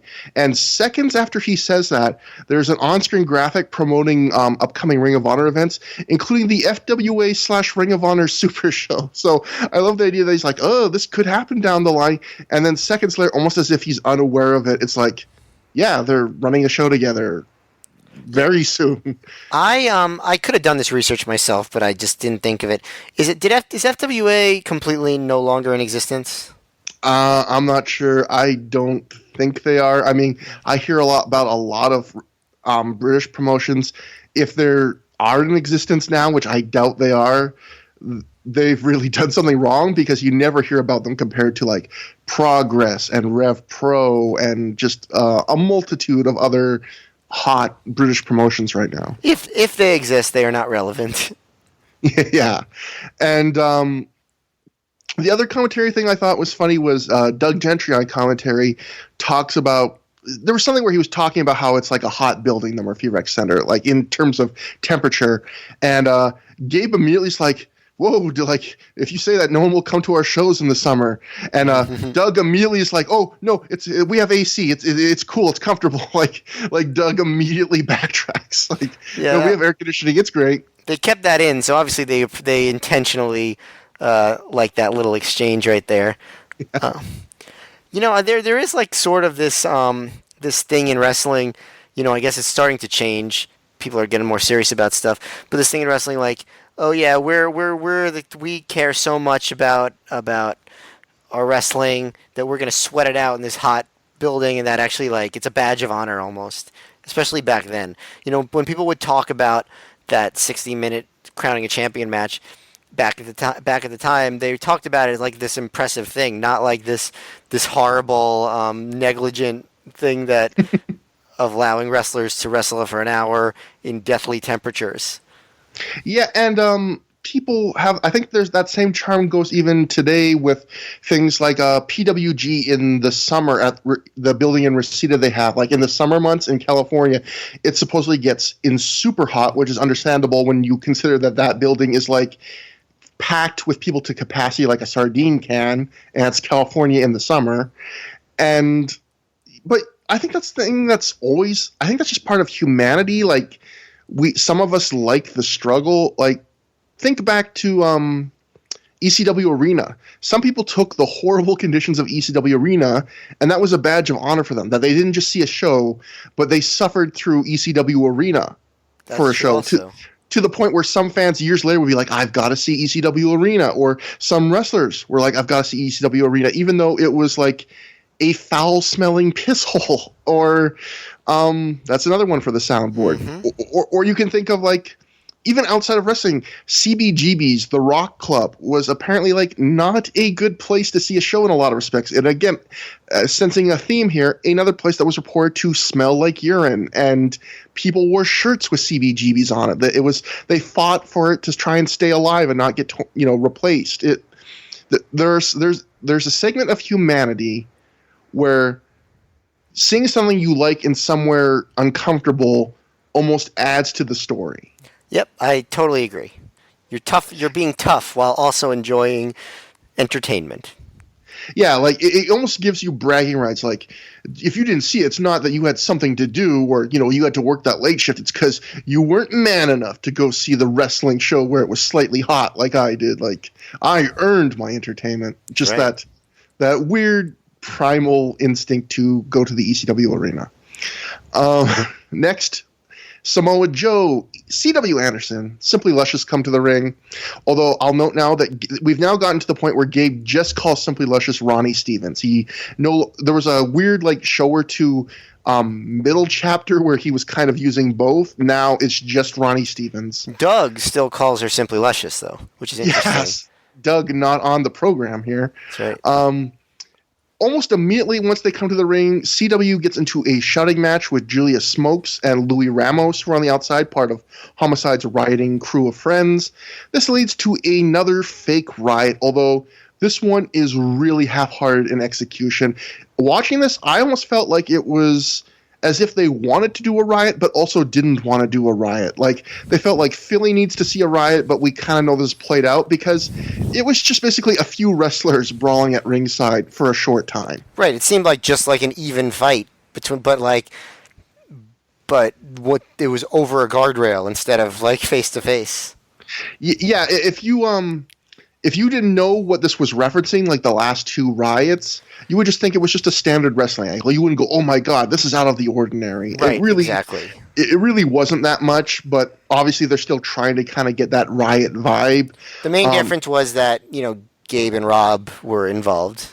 Yeah, and Jack Victory and Guillotine LeGrand, who are two friends of Steve Corino, come to ringside and start rioting.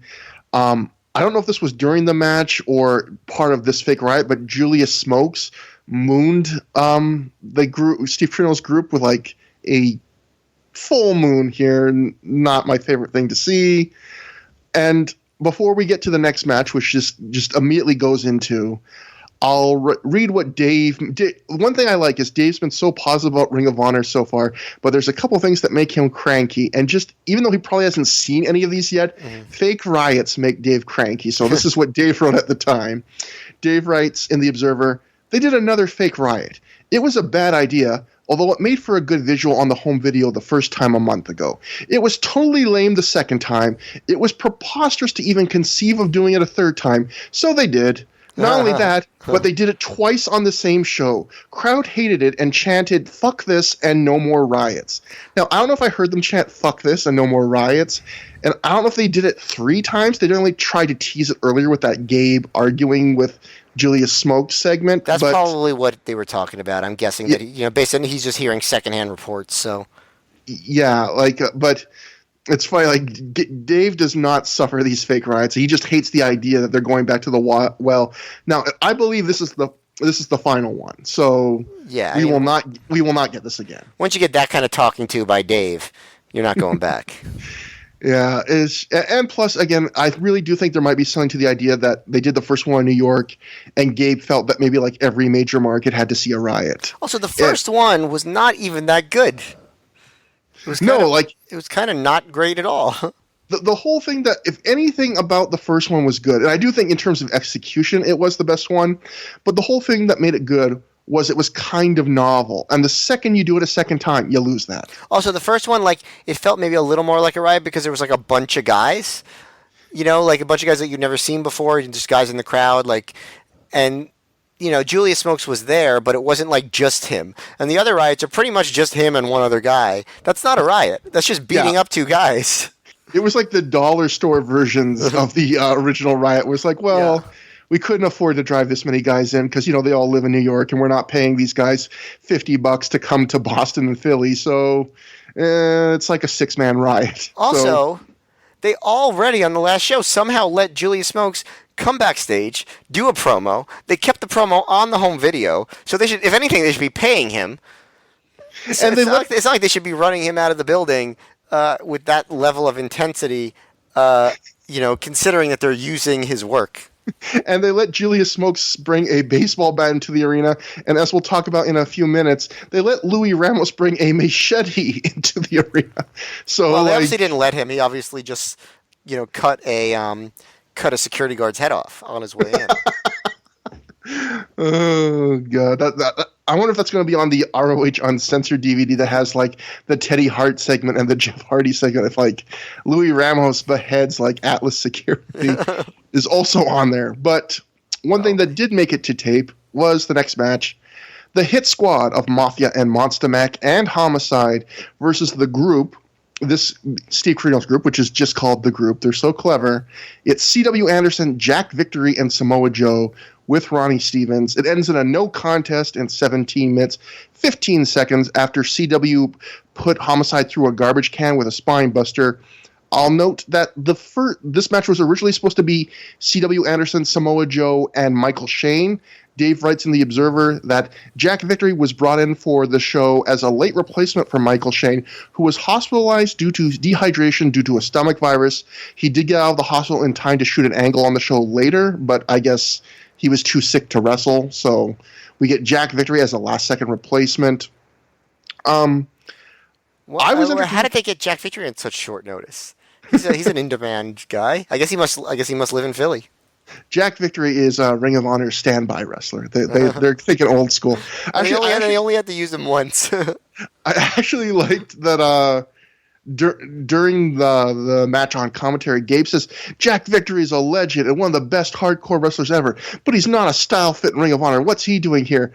I want to note that at this point, Ring of Honor had booked Abdullah the Butcher to main event a show and named the show after him, and they also have the Carnage crew frequently doing like hardcore barbed wire, all sorts of stuff. So the idea that like Gabe is getting the vapors because Jack Victory is there and doesn't fit in with Ring of Honor felt like he was laying it on a bit thick. Well, I was about to say, well, maybe he means like not a style fit and that he didn't really even bother or get in the ring until the very end of the match. Like he's like that was too much for him. But then I remembered, like you just said, Abdullah the Butcher. Yeah. I was going to say that makes him even more like Abdullah the Butcher, who did the exact same thing, who wrestled almost entirely on the outside and then basically got in the ring for the finish. But to the point where I had to check a couple sites before I wrote the results of this match just to make sure that other people were counting Jack Victory as an official member of this match, because for most of it, it feels like he's outside interference that just happens to get in the ring at the end. But no, even the Ring of Honor website, I think, listed Jack Victory as an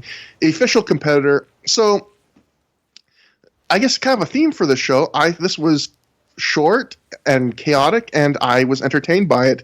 I felt like this in some ways got across what they wanted with the riots better than the riots did, even though not 1 second do you watch this and think it's anything but just regular pro wrestling. But it was a bunch of guys all acting like they really wanted to beat the crap out of each other, brawling all over the place, having intensity. And I don't need to think that a riot or things like that is real. I just need to think that the wrestlers care enough that they're trying to make me think they really hate each other. And this match gave that to me. It was quick, and I was surprised by how much Samoa Joe did for a match when he's got the main event later. Like, you would think, it's a 6-man, maybe Joe did a couple spots. Joe worked a lot here with the Hit Squad. He took a fair bit of their offense. He did one of the early Ring of Honor instances of his elbow suicida, where he does the tope through the ropes and then hits the elbow midair. He did one of the early Ole kicks, not the first one, and he doesn't do the Ole call, but he does the running kick out on the outside. And he worked pretty damn hard for a guy that, was going to have a whole separate match in the main event tonight. So I was impressed by that. And again, if you watch Joe here, it's not the best. He was still great here. He gets better, even better as a wrestler. But in terms of his physical prime, like, this is peak Joe. He's a little bit skinnier. It feels like he can do anything he wants to do. He's fast for a guy that big, and he can fly through the ropes or run across the ring pretty quickly and hit a big running kick.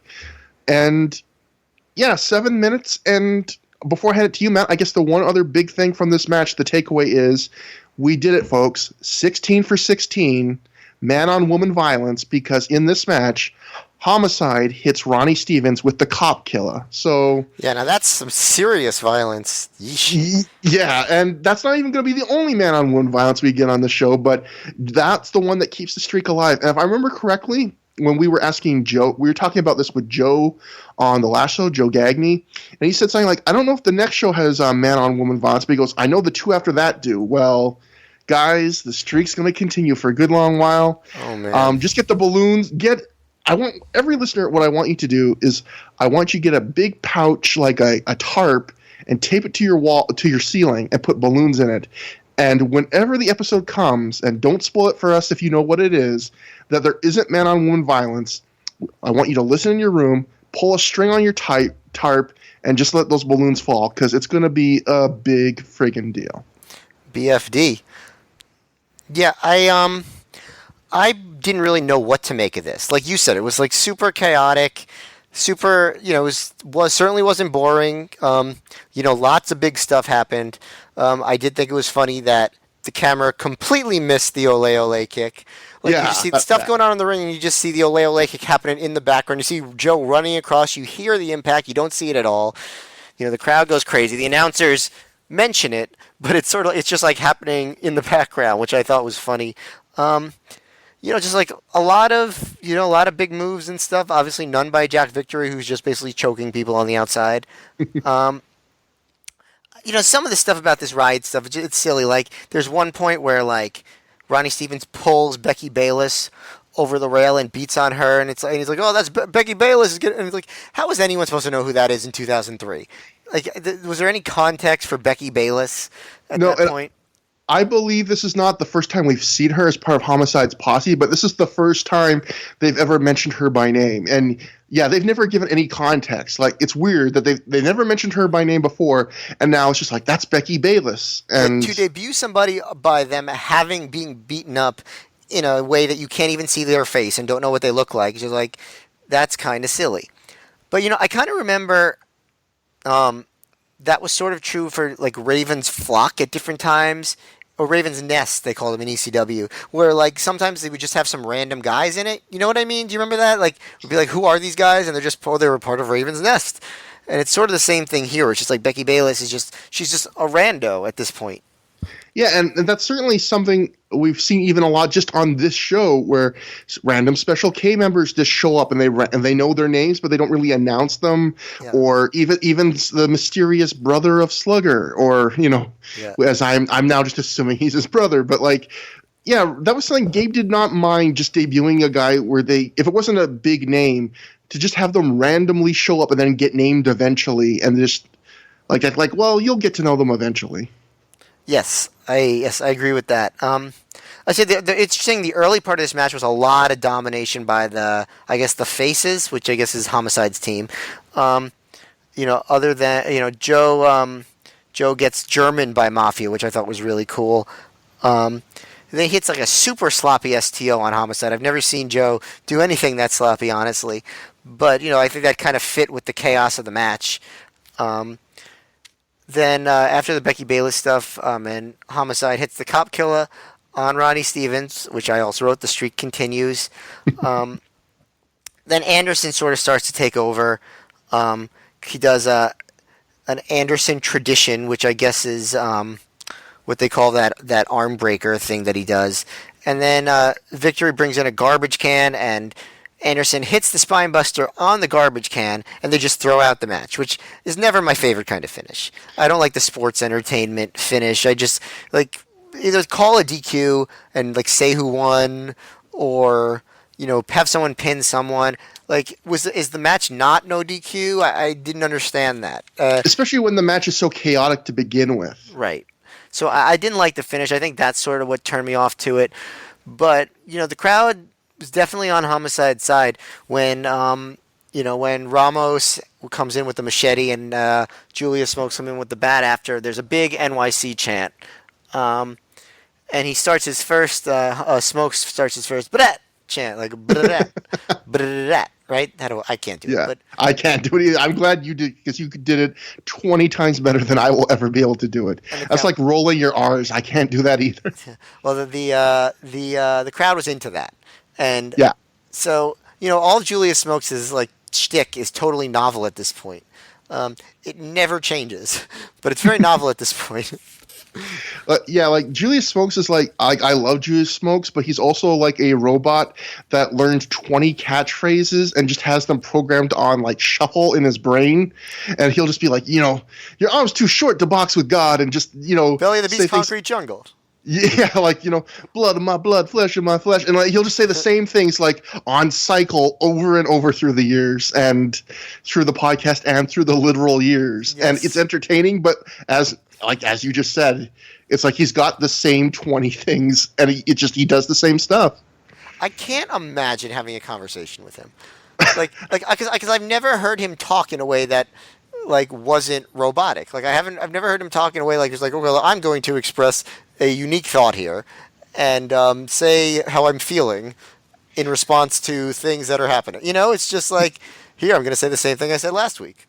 I can't imagine Julius Smokes like when the camera shot being like, Matt, we got to talk about your 401k, man. You're not investing enough. Like, I can't imagine him as anything but what I see on camera. If he does say that, then he says it every day because he says the same things every day. Oh, Julius Smokes is very into 401ks. Yeah, just like way too into 401ks. But yeah, and it's crazy. Like I wrote in my notes because after the match, like as Matt said, Homicide's posse's furious. They get in the ring. They get talked down by security. Louis Ramos brings out his frigging giant machete, and to show us how sharp it is, he pierces a garbage can lid with it. I wrote in my notes, Julius Smokes furiously jerks off a baseball bat to the point of unsettling me, which is, again, this is something else that he would repeat ad nauseum over and over again, but he was really into it this time to the point where I was like, someone might need to talk to Julius Smokes, not me, and teach him how to masturbate, because that's not healthy what he's doing there. That's not good. Like that might work a couple times, but long term not healthy. And you have to think that he's masturbating as though he's in the belly of the beast, concrete jungle, and that's just how you do it there. Oh, Nothing is done halfway there. They eventually get out of the ring, and the camera follows them as they leave the building. Homicide's friends, that is, like we see them actually like walk out the door to the outside.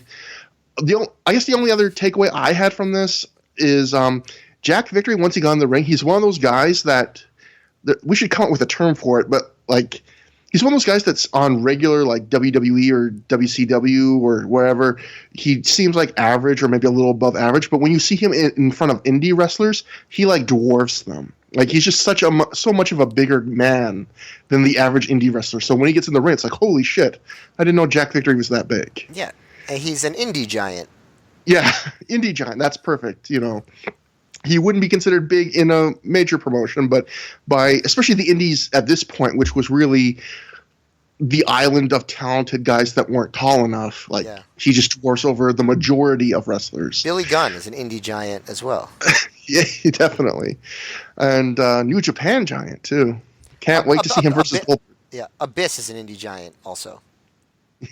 Yeah, I'd say Abyss is a little, is noticeably some, I don't know, when I've seen him in TNA, I go, oh, that's a fairly big guy, but I don't go like, whoa, that's a big guy. True.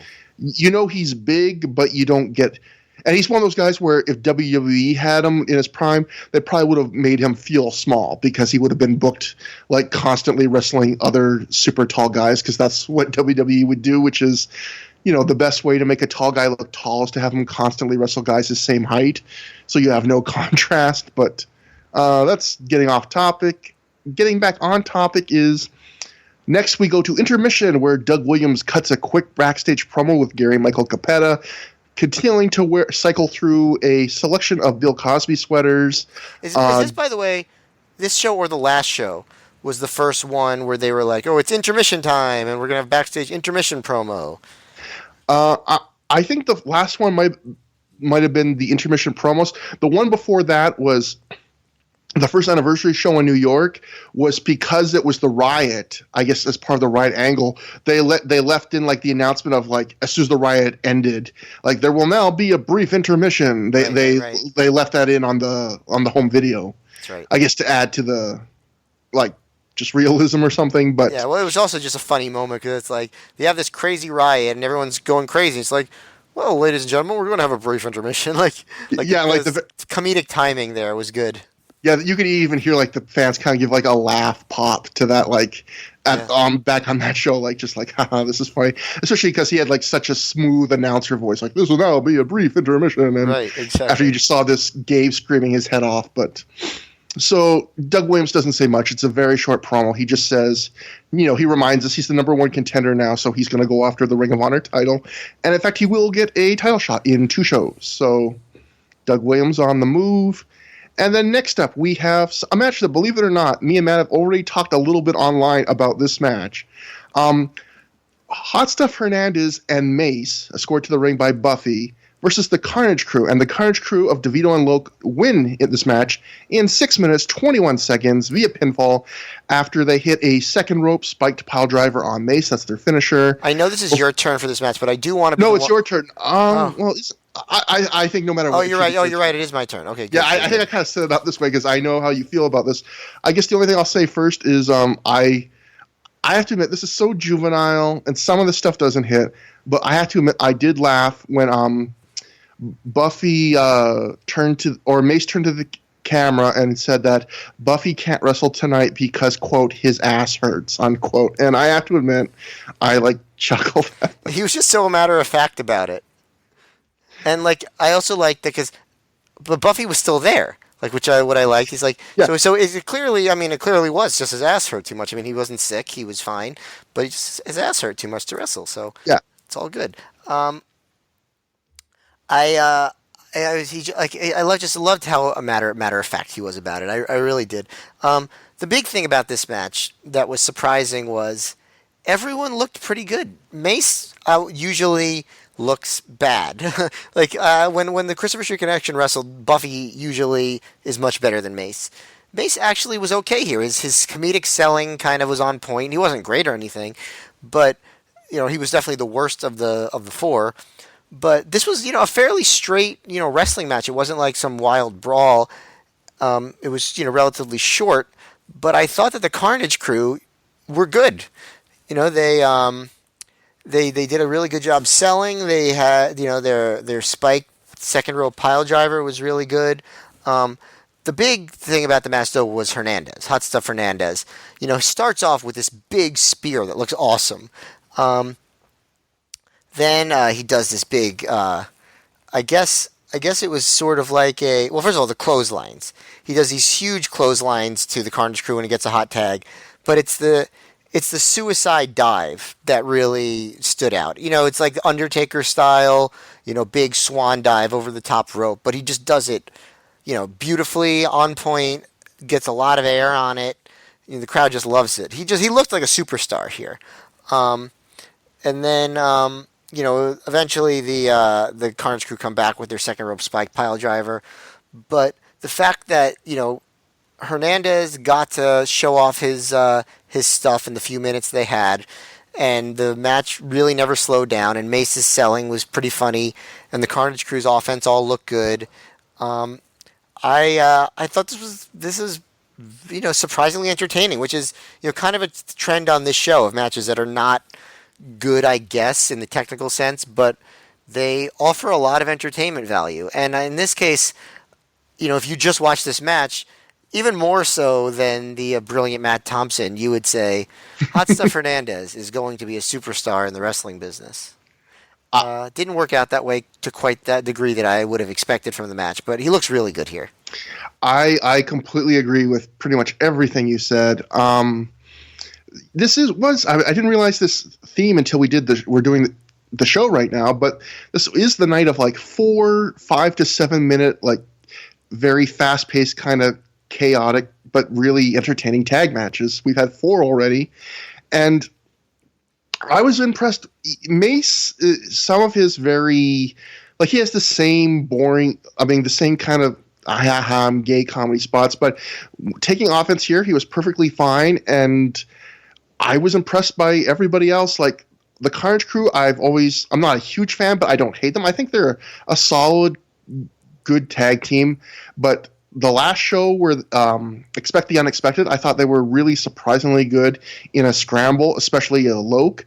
I felt this is another straight wrestling match where they don't have the plunder to rely on, and they looked good, especially against Mace and Hot Stuff Hernandez. And like you said, Hot Stuff Hernandez, if you just watch this match, I think I messaged you. I said, you would think that he's going to be a future superstar. You would think this is the next whatever. This is going to be after Paul London, when you got the vibe that he was going to be a star.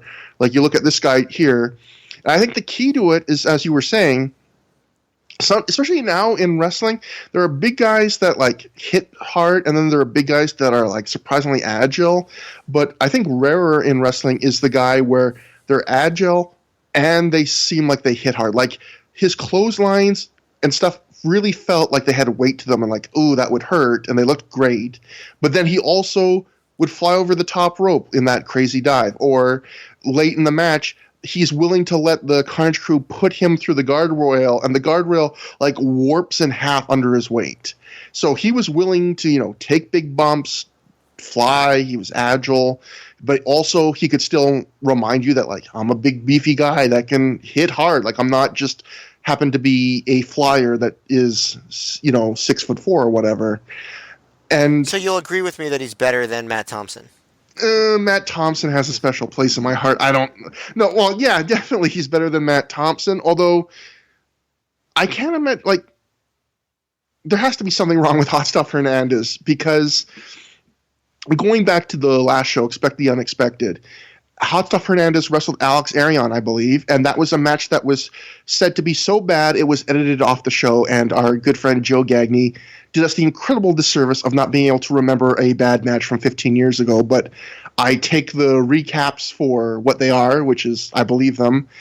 And like, when you watch this match, you can hear, it's one of those matches where you can hear Gabe get excited about the possibilities as he's watching the guy. Like, you can hear Gabe get excited. He's like, oh, can you imagine this guy wrestling Samoa Joe? And then, of course, later they announced that's the next show. And, he's just getting so excited and so impressed by this guy. And then nothing becomes of him in Ring of Honor. Like, so I'm going to be interested in seeing, like, what goes wrong, because it's not like Gabe was not seeing what we're seeing here. You could tell from watching this that Gabe felt the way we did about Hot Stuff Hernandez, which is this was like a really impressive performance. Yeah, I mean, I'm sure there's a story, but probably none of our business. But you still want to know, you know what I mean? Or again, I was talking to you about this the other day. Maybe he's just inconsistent, because again, the week before, apparently he had a match so bad that, granted, it was against Alex Arion, but I mean, it was a match so bad they decided not to put it on tape. So, like, maybe we'll watch 2 more matches from him and go, oh, he's not that good. Like, I will say, in a 6-minute tag match, it's a lot easier just to pick your spots. Like, if you can do 5 cool things, it's a lot easier to just have to do those 5 cool things, and then I'll watch and go, man, you're like the greatest. But then maybe if you had to do a 12-minute match, singles, I wouldn't think that. I don't know. We'll see. Yeah, well, I'm sure in 2003, he was not a fully formed, amazing wrestler, but he sure did show a lot of potential here. Yeah, big guy, agile, good clubber. Another, if you like short, entertaining, kind of scrambly tags, this was a good show. If he could clubber, he should have been in Special K. Oh, he should have been the other guy in the suit and the glasses. Clubber versus Slugger. Yes, exactly. That would have been perfect. Uh-huh. That would have been perfect. But Special K would have ended up going with Clubber.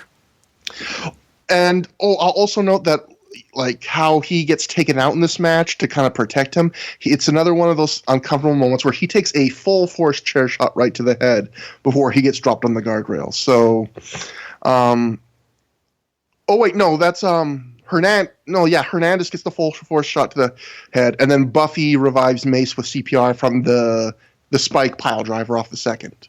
Yeah, isn't it cool how Buffy was able to come in and just like take out the Carnage crew single-handedly?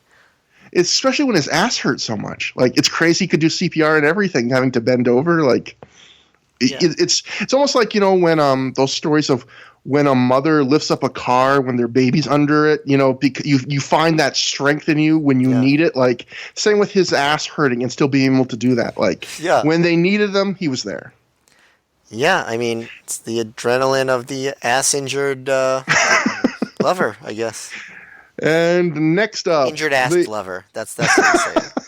That's one for the soundboard for you, finally, on this show. But Ring of Honor tag title matches next. No asses here. It's the Briscoes making their Ring of Honor debut as a tag team, taking on AJ Styles and the Amazing Red, scored to the ring by Alexis Lurie. It's their first defense of the tag titles. AJ and the Amazing Red win in 16 minutes, 25 seconds after Amazing Red Rana's Mark Briscoe into an AJ Styles clash. So, like, he's on the turnbuckle, does the Rana, like, flips him off of it. AJ catches him midair right into the Styles clash. This was a match with where poor AJ Styles, AJ's been busted open a lot accidentally in Ring of Honor so far. I haven't kept track. I wish I had kept track like it was man-on-woman violence, but reading the Observer afterwards, I didn't see this, but Dave writes in the Observer that AJ suffered not just a chipped tooth, but a nasty wide cut on top of his head in this match. I didn't see that, but apparently, like, got busted up in this match. I like this match quite a bit. I wouldn't say it's a great match. I'd say it's under a great match, but it's all action. I would say the first 2/3 are like a steady morphine drip of big moves. Like, it's not like breakneck, we gotta do things every 2 seconds, but it's a steady, like, fairly fast pace. And everything they do right from the start, apart from a sequence where AJ and Mark do a little mat wrestling, is like a big move that you might expect from another match's like final third. Like, they're just doing big stuff, and it's really entertaining. And I find that those first 2/3, these guys are all good at that stuff. There's a lot of AJ in this. There's a lot of Mark Briscoe in this. Those are my two favorites of these four, so I'm really happy to see that. And then there is a moment where, about 2/3 of the way through, Jay and Mark get a little short section of the match where they get to kind of get the heat on Red. They get to work him over before he makes a hot tag to AJ. And there's something about the match that for me kind of stalls there. Like, it's almost like felt like the Briscoes didn't know what to do with that segment of the match, and the pace feels a little bit off. And from there, they do go into like the stretch run, and they do have like the biggest moves in the match after that point. But there were moments afterwards where it kind of, for something about the pace, felt a little bit funky to me after that. Like, there was this nice steady pace before of move, move, move, move. And then afterwards there's a bit more kind of guys trying to figure out what to do next, and like, oh, how do we fill this moment, and stuff like that, where to me, matches like this that don't have great psychology or stuff, when it's just about the big moves, I don't want to ever stop and think. Like, you got to keep me entertained, quick, snappy, and steady. And there were a couple moments that I felt got a little bit, not even like botchy, just awkward, just little moments where I started thinking about stuff. But still a very fun match in its way. If you like, again, more just all action. And this, unlike the short matches, this got time. But also, I would say, like, I still can't believe how good Mark Briscoe is for a guy his age. Like, he is so good for a guy that's barely 18. Yeah, was the conventional wisdom back then already that Jay was the better of the two? I think it was. Because I feel like Mark already is the more impressive of the two when you see them both together. I think Jay, a lot of his stuff has been underwhelming in ROH so far, and none of Mark's stuff has been even slightly underwhelming, as far as I can tell. he really comes on strong, very early on in his career in ROH. And yes, newly turned 18-year-old Mark Briscoe. I wonder if he'll get a chance to have a singles run in ROH before his time is up, because you figure there's only so many bumps on those guys' bodies. That's the other thing I was thinking. Could you believe they took so many bumps on the back of their head and neck in this match? Like, it felt like anytime there was a chance for them to take a head and neck bump, they were like, we're going to take it as dangerously as possible. They were taking a lot of bumps. Like, and I was thinking, like, watch this going, how are they still wrestling today? Like, doing this. They were so young, taking, like, big head drop bumps on Germans and things. Yeah, and they're still doing it today. Yeah, it's crazy. 15 years later, literally. I mostly agree with you. Actually, I think that problem that you kind of described about the pacing coming apart near the end is a bigger problem in the next match. But I see what you mean by this. They kind of, there's a lot of hot stuff, with the big moves and all sorts of reversals. Then the Briscoes finally get the heat on Red, and Jay goes with the chin lock, which is like the first moment of rest in the match, which I think is actually fine if they do it. But you're right, they kind of never get that vibe back again. But it's good stuff.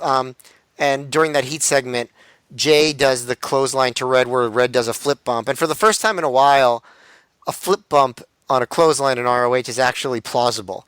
Because if you remember from the previous show, Red hit Slim J with a clothesline, and Slim J did a flip bump, which did not seem flip bumpable. Yeah, that was the match where Slim J was just trying to bump as big as he could for every move. Yes. Yeah, I remember that. Yeah, exactly. And I think that the Briscoes were sort of playing subtle heel here, but besides that, there was pretty much no storyline to the match. It was just a lot of moves. When you talk about goofy spots, I think probably the one that stands out to me the most is when AJ and Jay are like on their knees, and Red and Mark jump off of their partner's knees and Shining Wizard each other's knees, and none of that made any sense to me. Like, what were they trying to do? What did they expect to do? That was kind of goofy. But other than that, I thought like the finishing run was pretty good. Red went for a code red on Mark, which sort of like that flipping, almost like sunset flip powerbomb thing. But Jay caught him with a DDT, which I thought was really cool. Yeah, that was.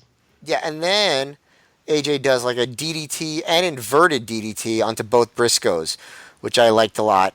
And then, during the match, they keep going. This is one of the greatest tag team bouts in ROH history. And I was thinking to myself, like, what is the competition? Like, I would agree at this point it is probably the greatest tag team bout in ROH history, but I can't even think of other tag team matches in ROH history. Like the tournament finals with Modest and Dragon was okay. Wasn't even the best match of that tournament, but yes. There was that early TWA the Dick Togo, Akuto Hodaka, Daniels and Donovan Morgan match. That actually might be the best tag before this. Yeah, it probably was. It probably was. I think this was better. Or maybe even it wasn't that great, but like the Xavier Christopher Daniels low key AJ match. Yeah. I don't know. I like this better, but my point mainly is that you're like, this is not a very honorable distinction because they don't have any competition. Mm-hmm. But whatever. I guess it's for the most part true. The finish was awesome though. With the where AJ catapulted Red onto Mark, who was sitting on the top rope, and then Red did the Hurricane Rana. AJ caught him perfectly. Did the Styles Clash and won. I mean, that's a freaking amazing finish in any era, and that puts the match at another level just on its own. So I agree with you. It's very, very, very good, fun match. Kind of the kind of match you might hope for these guys would have at this point. Not everything worked. The time it wasn't a fully realized idea of a match. Yeah. But it was very good. I want to shout out something about the booking too, which is you would think this is the Briscoes' first tag match in Ring of Honor, and they're already getting a tag title shot. But Gabe actually does a good job saying, like, he crafts this story where they were already booked for this match before they won the tag titles, and then even though they didn't have to defend the tag titles, being good babyface fighting champions, they were like, well, we're going to wrestle them anyway. Let's put the titles on the line. So it was a good way to give juice to this match to make it a tag title shot, but they still just did the legwork, which all it takes is saying, like, literally that much, 2 or 3 sentences, and you give it a justification, which is those little things that wrestling so often doesn't do. I appreciate that he did that. That makes up for what he said later when AJ and Red did dives at the same time, and Gabe said they did double stereo dives, which I think would mean 4 dives, not maybe he was like somebody had just punched him and he was seeing double. There's 2 Reds. 2 Reds and a black. Well, no, Jess, don't say that. Yeah, I lost my place there, but no, this was good, and we'll get to see it again on the very next show. I remember now. It's interesting that late last year, I think The Observer wrote, late 2002, that, Gabe, Ring of Honor really wants to focus on the tag division, and the next few months did not give you a lot of confidence in that, but it almost feels like right now they're trying to reset the tag division, where you consider on this show you have Backseat Boys announced as full-timers. Briscoes are now on the scene. As soon as they can put them together, they put them together. And you got AJ and Red, which is this new team that was thrown together. So it's almost like they've got a new top 3 tag teams, and they all weren't a part of Ring of Honor until like a show ago. Yeah, it's interesting, just like on a side note about tag teams, and I know there's a whole podcast about tag teams that we've talked about. Back again. Yes. Yeah. But it's like when I was, first getting into wrestling, the WWF just had, they never really made tag teams their main events, but they had a whole long list of established over tag team acts, right? They had the Hart Foundation, the Rockers. They had the Road Warriors. They had the Nasty Boys. They had, even someone like Power and Glory. And just a couple years prior to that, they had, a year prior to that, they had Demolition. They had the British Bulldogs. They had the Rougeos. Just like Killer Bees. All these, teams that were established and around for a long time. And for years, I've been waiting to see a wrestling promotion that could, kind of capture that. Where it's like we have a solid tag team division of tag teams that mattered, that are over, that mean something. And I have yet to see it happen. WWF had a couple of like shorter periods where they sort of had a good run of tag teams in the past few years. Like they had some good teams all at the same time, but it never lasts. And most of the time they don't even have that. Like if you look at the past like 25 years, it must just be really hard to book a promotion with a solid tag team division that's consistent. Especially when indie wrestling, if anything, indie wrestling is going in the opposite direction, where it's about like shorter cards with fewer wrestlers. Evolve for a while, went to like this 6-match thing. PWG now, even like they're always, except for maybe Bola Weekend, a 7-match show where like the idea of booking tag matches, it's like, well, we're still getting the same 1 match, but we're doubling our wrestler costs. So the onus really is on WWE to revive tag team wrestling because they're the ones with the budget to do it. Yeah, and like I said, they've come close at certain points over the past few years, but never quite got there. And like going back to what you said about how it used to be, I mean, remember the first Survivor Series had a 10-on-10 Survivor Series match that was made up of nothing but tag teams. They had that many, and they didn't have to like make up tag teams just for that show. It was like, no, they were tag teams like, yeah, and I know, it's kind of a corny thing, but when I remember when I was younger, I think I might have even mentioned this on other podcasts. My things that my friends would always talk about, the ones who were a little bit less engaged in wrestling than I was, they would always say, "Oh, the one thing I miss, like, where are these tag teams that have similar outfits and have team names and a theme and stuff?" And it's like for years and years they had very few of those. You'd have like the 2 or 3 at a time. The Hardys, the Dudleys, and Edge and Christian, and like then you had Too Cool stuff. Like that was like one of the peak eras. But for a lot of the time, you just didn't have anything like that. You'd have where the tag team champions were like, just like makeshift, like Booker T and Rob Van Dam, like just like thrown together things. People like having tag teams that are established as tag teams. The most overact on all of indie wrestling right now is a tag team. The one that sells the most merchandise and is like the most talked about is a tag team, like a dedicated tag team. But they don't have their match. Like there's no other tag team that can really, There's no Midnight Express to the Rock and Roll Express. Right. In some ways, like the Briscoes sometimes kind of fill that role in ROH, but they're different generations, and it's not the same. Yeah, and it'll be interesting to see in the next few years if tag team wrestling does. I still think that financial part works against it, but why wouldn't there be more tag teams when you see the success of the Young Bucks and think, maybe there's more money in a tag team thing? Yeah. It makes you stand out more, certainly, right, at this point, because there's just less competition. It seems like there's always a moment where these promoters are like, we're going to rededicate ourselves to tag team wrestling, and it just doesn't happen. I think that's what's happening here in ROH, and I think we'll see in the next few months it never really quite gets going. Yeah, so that's something to follow on the next few. Going now, we're into the last 3 matches on the show. The next one, ending the 2-show mini storyline of Low Ki wants to beat up Special K.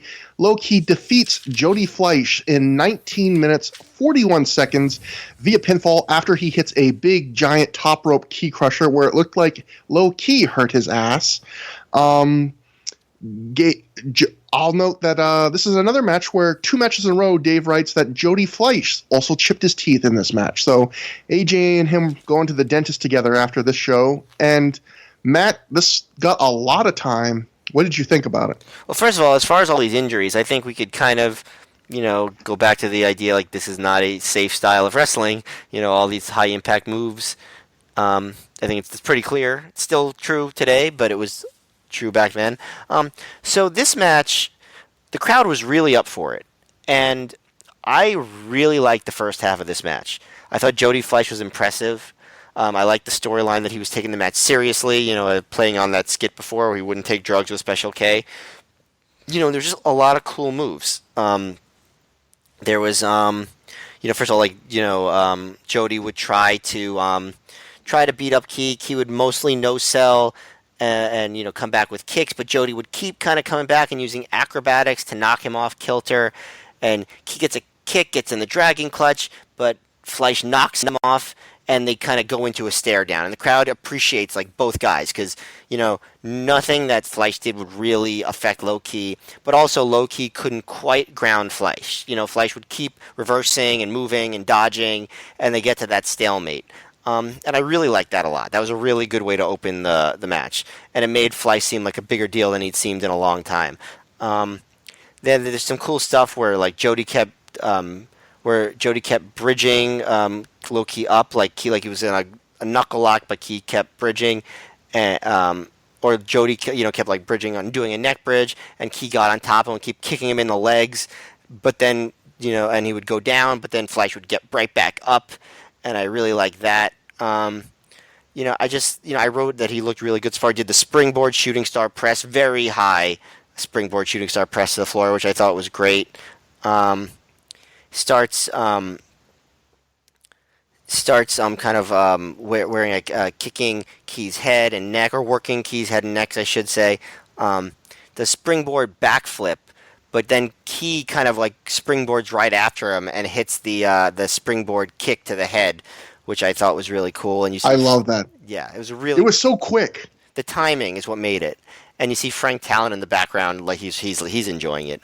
I've missed noticing Frank Talent, but I did notice him there. It's a lot of what I'm going to say is just kind of a list of some of the moves because it was really good. Fleisch goes for the 720 DDT, but Ki catches him. But Jody turns the reversal into an armbar, which I thought was really cool. And then Ki picks him up for the crush rush, and then he immediately follows it with this amazing capo kick, just destroys him.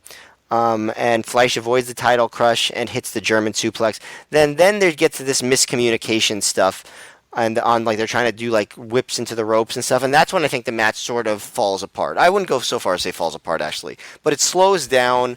And the moves kind of have a little bit less pop and less flow to it. They still do some cool moves. Fleisch reversing the Ki Crusher into a small package for 2. goes for head scissors, but Key drops him into the corner, which I actually thought was a pretty cool spot. Like, it's kind of a spinning head scissors, but Key just like drops him on the corner. Then Fleisch goes up top, and Key hits a title crush, knocking Jody to the floor. Then I thought then Fleisch hits this like weird botch shooting star DDT thing, and Gabe just way overplays it. He's like, rewind it.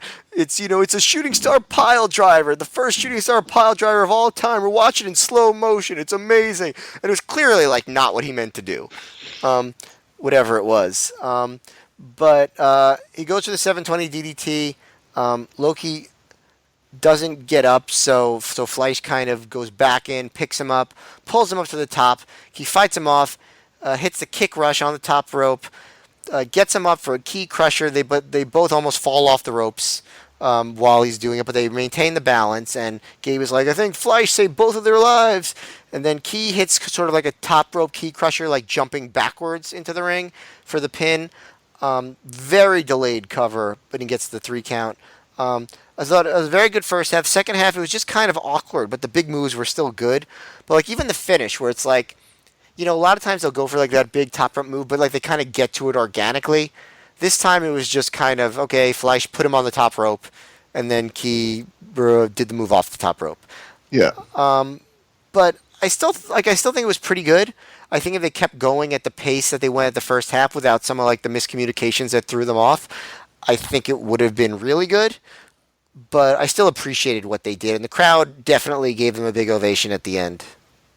I thought this was really good, but not quite. And a lot of matches on the show, I felt like this was really good, but not quite great. I agree with a ton of what you said again, but I think for me, what this was too much of a good thing. Like, to me, I kind of compared this match in my head to Low Key versus Amazing Red from Road to the Title, which was another Low Key versus a top high flyer of the day match. Definitely the closest analog to this match for sure. And I thought that match was just shorter in a good way, and like less mistakes, and just it was everything it needed to be. This match, there was definitely points where I was like, even during things that weren't like they weren't doing things wrong, but I was just like, okay, I've had enough of this. Like, I was really into it like you at the start, and I was into the big spots at the end, but I just felt like there were moments where I got a little numb to it. I think going close to 20 minutes, I don't think is something these guys should do. I think maybe if you cut out 5 minutes of this match, I think you could have a really fun, like a really great match. But these two guys, they're two wrestlers where so much of their offense is still unique and cool even 15 years after the fact. So it's fun just to watch them do their standard stuff against each other. But we also did get stuff, like you said, like I love that spot you mentioned of the backflip, and then Low Key hits his own backflip move.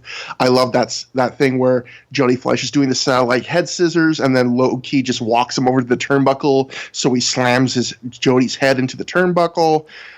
And that shooting star pile driver, it's weird. I only did a very short search for it on YouTube.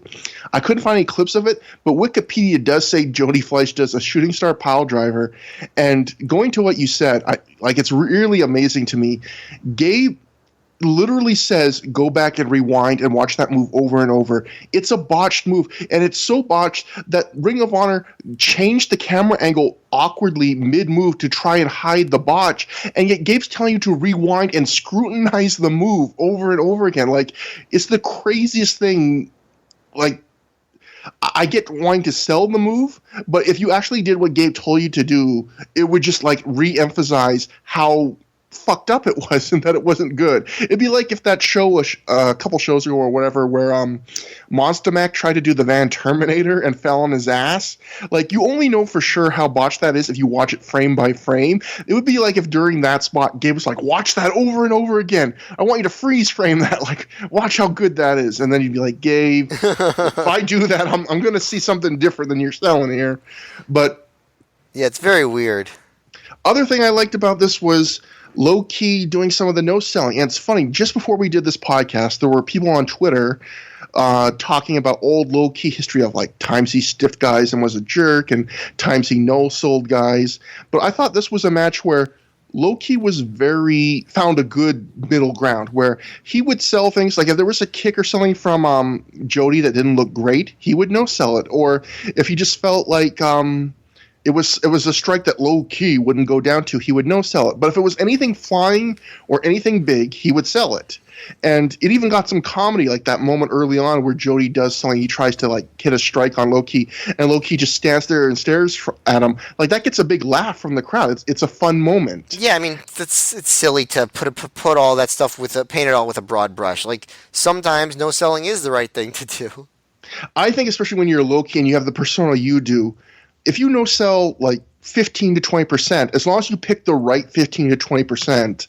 It's okay, you know, and I think he picked the right 15 or 20% here. I think he picked which spots, you know, didn't deserve to be sold. It's not like Jody was doing, you know, shooting star pile drivers and he was no selling that. He wasn't. But Jody Fleisch is a guy, when I watch him, I feel like, man, he was just came up in the wrong time, because I feel like if he came up today, indies book UK guys so much more often, the big indies, and the UK indie scene is so much more vibrant. He'd probably have either a job with New Japan or Dragon Gate. And I was talking about this to myself, like, oh, he'd have this opportunity, he'd have that. And then I realized 205 Lives ruined everything, because I could always imagine like all these big things a guy would have today, and then always ends with, and then they go to 205 Live. Like, oh, Jody Fleisch gets this big career, and then he goes to 205 Live. Yeah, like, it's funny. Like for a long time, it was like, oh, the short guy stuff, the height thing is not really a thing anymore. You know, the guys are out of the ghetto, and then 205 Live comes, and they're back in the ghetto. And it's crazy to think, like, Jody Fleisch is a guy, he retired for a year, I think, when he was 23.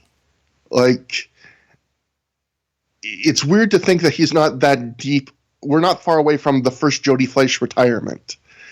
And he's still wrestling even today.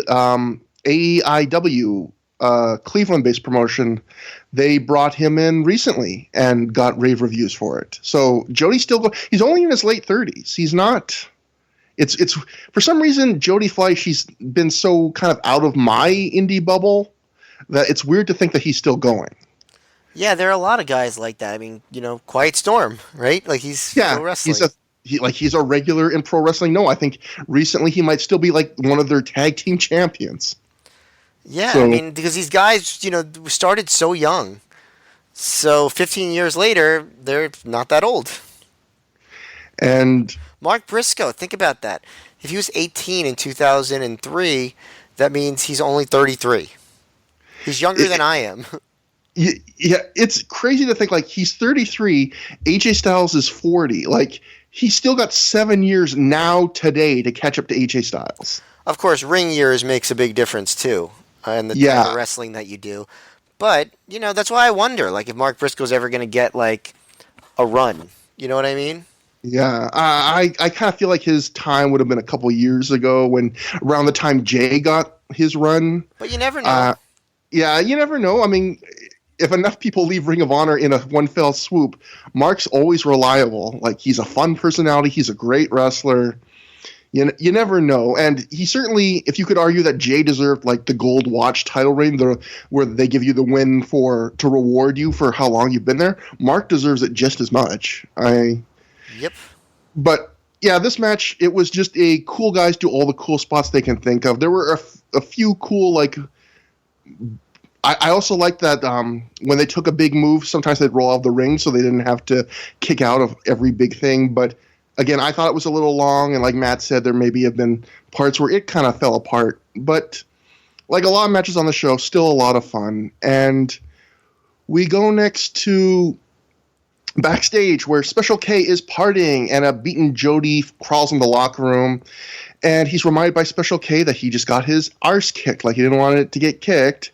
And then they give him some drugs, some liquid from a vial, and he immediately shakes his face. He goes, blah, blah, blah, blah, like he's in a cartoon, and he hulks up and starts dancing. So I guess the message is, yes, please do drugs. The potent drug of water. Yeah, it was a clear liquid, so yep. I'm sure it's supposed to represent something wild. But. Yeah, I need to know from anybody who's into drugs, what is that even supposed to be? before the next match starts, then we're going into like the big semi-main event. CM Punk and Ace Steel come out to the ring with a garbage can full of plunder. Punk cuts an in-ring heel promo talking about why straight edge means he's better than the crowd. His standard straight edge promo.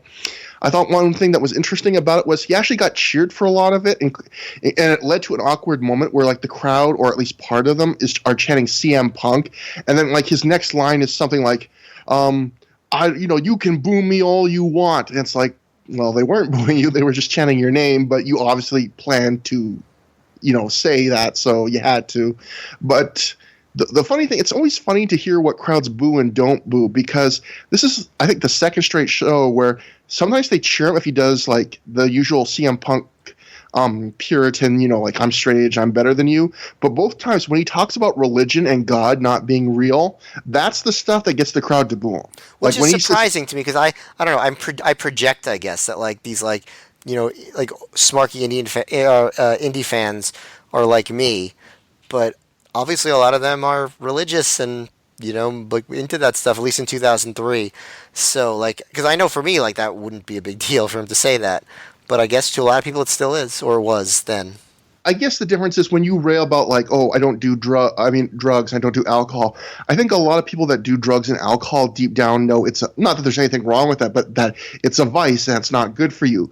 But when someone says like, oh, you're stupid because God isn't real, and you believe in God, you take that to heart in a different way. You're like, well, I'm not stupid for believing in God. Where if someone's like, oh, you drink too much, you're like, yeah, you're right, CM Punk. Like, I'll cheer you.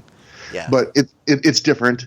Punk also does, some guy heckles him in the crowd. He does a bit of a vaguely homophobic, well, not vaguely, he goes, like, nice goatee, that's a nice bullseye for your boyfriend there. And the crowd's like, ooh. And so I think that's the kind of comment CM Punk wouldn't make today. I mean, it gets a good pop, but... Yeah, it's so weird, because like that stuff is so par for the course in like at this time, and like it all sounds so bad now. Like... It's just like, I mean, like, not that like he's a bad person or anything, but just like, it's so stupid for one thing, and like, I don't know, it's just like anything even slightly homophobic, I think, just seems so pathetic now when you hear it, even though, it was a different time. Not that different of a time, but different enough, I guess. It's one of those things that Punk would never do now. Like, he's very into like equal rights causes. He, supports that stuff sometimes online. So I don't think he would ever today like do. And I also think that if you would have watched this live in 2003, no one would have thought anything of this. Like, oh yeah, like, oh, good line, Punk. But nowadays, the idea of like, oh, a joke where its central like point is the only thing that I'm using to disparage you is like hinting that you're gay. Like, that's the worst thing possible. I was always kind of a sensitive killjoy about stuff, so I might have thought something of it, but I would know, like, this is just what things are now. Like, and definitely it's not the case now. See, I was never, like, obviously I've never been against gay people at all. Love whoever you want to love and have fun, but I always just, like, it was so pervasive at the time that I just never stopped to think, not to get too like deep, but like I just never even stopped to think about lines like that back then, like how that might make somebody feel. I just thought, oh, like that's a funny line, like haha, he got you. But you wouldn't think, well, there's nothing to that joke, but literally like you're gay. Yeah. But going from there, Raven and Colt Cabana come out. Raven gets a big chant from the Philly crowd. I don't know how long it's been since he's been in Philly, but it's his first Philly Ring of Honor match. Raven gets the mic, and for the second straight Joe makes a corny joke about how the second straight Joe, you said. Oh, the second straight Joe. If we had a different Joe guest this week, we would have had our second straight Joe. Right. We have a few. We talked about last time. We do have a few Joe fans. We got some J's lined up, but if you know what I'm talking about, smoke them. No, actually no. But do not. For the second straight show, he makes the same corny CM Punk went to Michael Jackson's Neverland Ranch joke. I guess he thinks CM Punk looks like a young Macaulay Culkin. The crowd laughs. It's corny old stupid joke. It's very weird that he's like keeps going back to, like, it doesn't even make sense. Like the Michael Jackson stuff. What is he trying to get at? I don't understand. That I guess, like, hey, you got screwed by Michael Jackson. Like, hey, you played with a monkey and got buggered by Michael Jackson. Why does he say that? It doesn't make any sense. And at one point in kind of a funny comical spot, CM Punk covers Ace Steel's ears so we can't hear Raven's awful slander against him. And then that gets Raven to ask Punk if he's trying to do Crush's finisher. And then he says something like, it didn't work for him in the WWF. I'd be surprised if it works now. And the crowd's like, ooh. And I'm thinking, like, really? It's Crush. Like, why are you acting like this is so scandalous? He's making a joke about Crush, his finisher, where he squeezed a guy's head. Like, it's people's childhood, man. They give it like a bigger ooh than they gave for the goatee as a bullseye comment from Punk. They're like, oh, he's going after Crush. You don't mess with Hogan era WWF finishers. It's just it's too precious for a lot of fans our age. But yeah, I thought that was funny. Raven welcomes everyone to his Clockwork Orange House of Fun, which he keeps saying over and over. And it's his new catchphrase. Yeah, and he hands the mic to Colt, who seems almost surprised to be getting mic time, like he wasn't expecting it. He basically cuts a very short promo where he says they're going to win. I thought Colt was going to say something funny there, but he really didn't. Yeah, he really looked like a deer in the headlights to me. Maybe I'm wrong, but it looked like he just thought Raven was going to say something, and then the match would start. And then Raven was like, no, like, you can get some mic time too. And he didn't know what to do with it. Punk gets back on the mic and he confirms that this match will be Raven's rules, which is no DQ, because he says, I beat Raven at your own game once in Boston last week, so I'll do it again. I'm not worried. And then Punk runs down Colt saying that, Ace trained you. I'm your best friend. Like, how can you wrestle us? And I'll just say, if you're someone's best friend, you shouldn't have to remind them that you're their best friend. Like, I like the idea that Punk's like, hey, I'm your best friend. It's like, really? I don't think you'd have to say that then. Like, but that brings us to the match. Raven's rules. Colt Cabana and Raven beat Ace Steel and CM Punk in 15 minutes, 53 seconds when Raven pins Steel after he hits the Raven Effect DDT on him. I thought as a wrestling match, this was solidly good. I thought as the second chapter in a feud, this was really smartly booked. I feel like Raven is a lot of times acts like he's smarter than he is, but I think sometimes I forget he still is kind of smart, because both of his matches in Ring of Honor so far, they really have big, kind of obvious, like, clever layouts where the big story points are very obvious and you can tell they've really thought about it. Like, the start of this match, Punk does the classic heel thing where he doesn't want to wrestle Raven when they're both even on, like, health and awareness. So every time in the first opening seconds that Raven's in the ring, he immediately tags out. If Raven tags out, he tags in. He bails out to the outside of the ring, and Raven, like, gets on the mic and tells him to, like, quit stalling. And then they wrestle for a while. Eventually, Raven gets blindsided by Ace Steel on the outside, and then classic heel move. That's when Punk finally gets in the ring and wrestles Raven, because Raven's hurt. He has an advantage. He's a chicken shit heel. Classic, like, basic old school wrestling stuff, but I enjoyed it. And then there gets to be a point in the match where they do this big dive train, and actually Raven does a double. It's really inventive, actually. Raven does a drop toe hold to Ace Steel as he's running towards him, and they're kind of near the ropes. So Ace Steel just uses the momentum to fly into a tope through the ropes onto Punk on the outside, which I thought was pretty inventive. And then Raven, which the surprise, like, Raven was really trying here. He does a dive too. And that starts a dive train, which ends with Colt Cabana does a big, I think, moonsault to the floor. And instantly he sells that he hurt his leg. Like, maybe too hard. He's just screaming his head off. And that leaves Raven 1-on-2 in the ring when they get back in the ring against Ace Steel and Punk. They get out a table. Punk's going to jump off the top rope and put Raven through the table. Raven rolls out of the way. Punk goes through the table and cuts his back up really badly. Raven is then now 1-on-1 with Ace Steel. He hits the Raven Effect DDT and wins the match. I felt like this was really smartly booked for a second chapter, because before the match, Raven says he's going to hit the DDT on Punk. He doesn't. He tries multiple times during the match, just like the last match, and he doesn't get to hit it. Punk even gets to hit it on him. Raven wins the match, but he doesn't get to pin Punk. So I like that. They gave Raven his win, but they made it clear that, like, these are the two things Raven wants. He wants to beat Punk, and he wants to hit the DDT. And they made sure you knew that, and they made sure he didn't get either one of those things. So I thought in that sense, really smartly laid out. So what makes this match just good to me is that I thought like the fun parts at the start of the end, like they were fun, but there's definitely a part in the middle after you've seen so much action tonight where they just try and have a basic wrestling match. They're working at a fast pace and they're not doing anything wrong, but it just seems basic compared to so much of what we've seen on the show. Yeah, I was going to say I like the match less than you. I agree with you about the booking. It's very good and very well thought out. But then you kind of added that part at the end. Like, the middle of the match definitely dragged. It did. And I thought that brought it down a notch. Like, it became a solid match that was well booked. And, good, booking the feud. Some other stuff that you didn't mention was Punk had possibly the weakest giant swing of all time on Cabana, but it was to set up Ace Steel drop kicking Cabana while in the swing. But I was like, man, he is not good at giant swinging. The drop toe hold of Steel into the tope, it was definitely inventive. I thought maybe a little bit silly because it doesn't really make any sense, but I thought it was pretty good. But the last couple minutes, like once that happened, I thought were really good. Punk going through that table with the elbow, like he looked like he destroyed himself on that. His back was bleeding pretty badly, so he clearly cut himself. The table just smashed into bits. I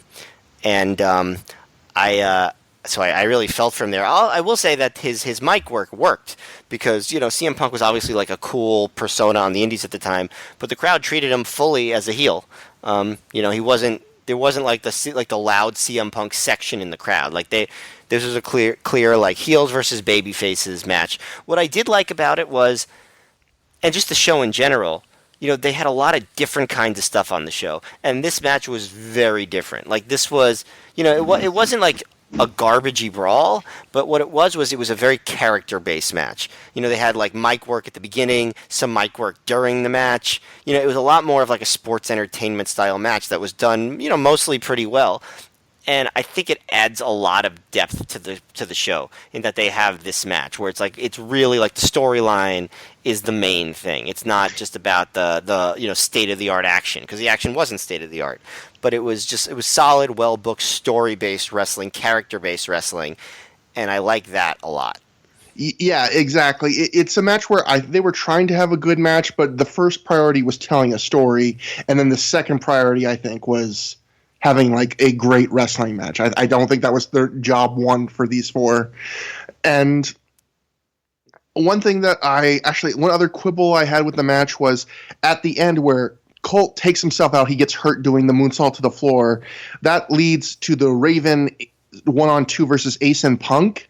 And I think you could have made that section of the match longer and maybe taken out some of the middle, because that should be like where the heat happens, like Raven's fighting these impossible odds and then Punk screws up and he goes to the table and that lets Raven get the win. And instead it's like they barely did any 2-on-1 stuff. Like they very quickly went to the finish. So True. It didn't feel like Raven's fighting impossible odds. It felt more like something happened on the outside and Punk's making a mistake and it's over. But yeah, it was the action in the middle. It reminded you that guys like Ace Steel wasn't quite on the level of Ring of Honor guys, and that Punk and Colt still had a lot of improving to do in the ring in some respects. But I really, like you said, I like the refreshing change of having a story-based match in here with a lot of angle work.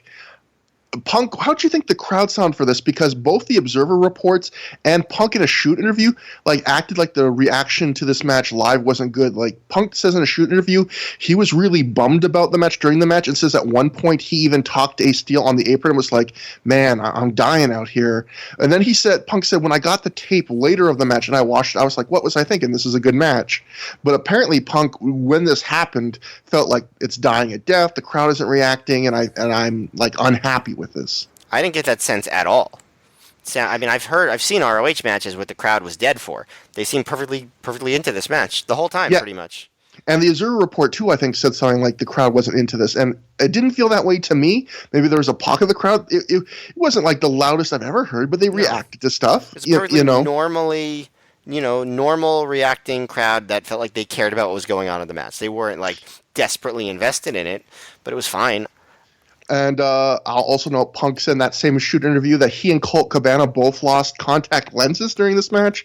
Like, that was one of his reasons why maybe the match wasn't as good. Like, Colt lost his contact. I cut up my back at the end. Like, all these things that went wrong. But a little hard on himself there, although he said he liked it a lot better on rewatch. A couple other things from the commentary. Gabe, early on, when he's talking, like, countering Punk's, like, Puritan straight edge stuff, he's like, Gabe goes, "You're probably smoking a bowl or drinking a beer watching this." And I just thought about you and me watching this, like taking notes, like both shaking our heads at the same time. Like, Gabe's trying to act like, "Oh yeah, all us Ring of Honor fans, like, we're not like Punk, we like to smoke a little grass, drink a little brew, and it's just like, I'm sitting here eating honey bunches of oats with almonds at like 1 a.m. watching this, Gabe. I'm not cool. Yeah, I mean, listen, ROH fans, I mean, he was clearly targeting the sorts of fans that like to take notes when they watch wrestling. I don't think we're not saying that most ROH fans do that, but I feel like we're not the first guys who have ever taken notes watching this show. So I'm going to say your fan base is, by design, nerdier than you're pretending they are here. Yeah, like, I'm sure there's some drug use. And I mean, Sure. I smoked a little marijuana in my time, but I mean, not in a while. And it's funny that I will not condone this, Trevor. No, don't. I haven't in a long time. Don't worry. Although it is getting legal here soon. But Time to invest. I was gonna say, the weirdness about this, though, going to like, it's weird that he says that while also calling down Special K for doing drugs. Like, on one hand, he's like, these party kids doing all their drugs and stuff. And on the other hand, he's like, that Punk, he sure is stuck up. Like, we're all here smoking joints and drinking beer. It's like, kind of threading the needle here, Gabe. Getting a little in the middle, but... Yeah, I mean, talking out of both sides of your mouth, not being consistent, it's wrestling booking.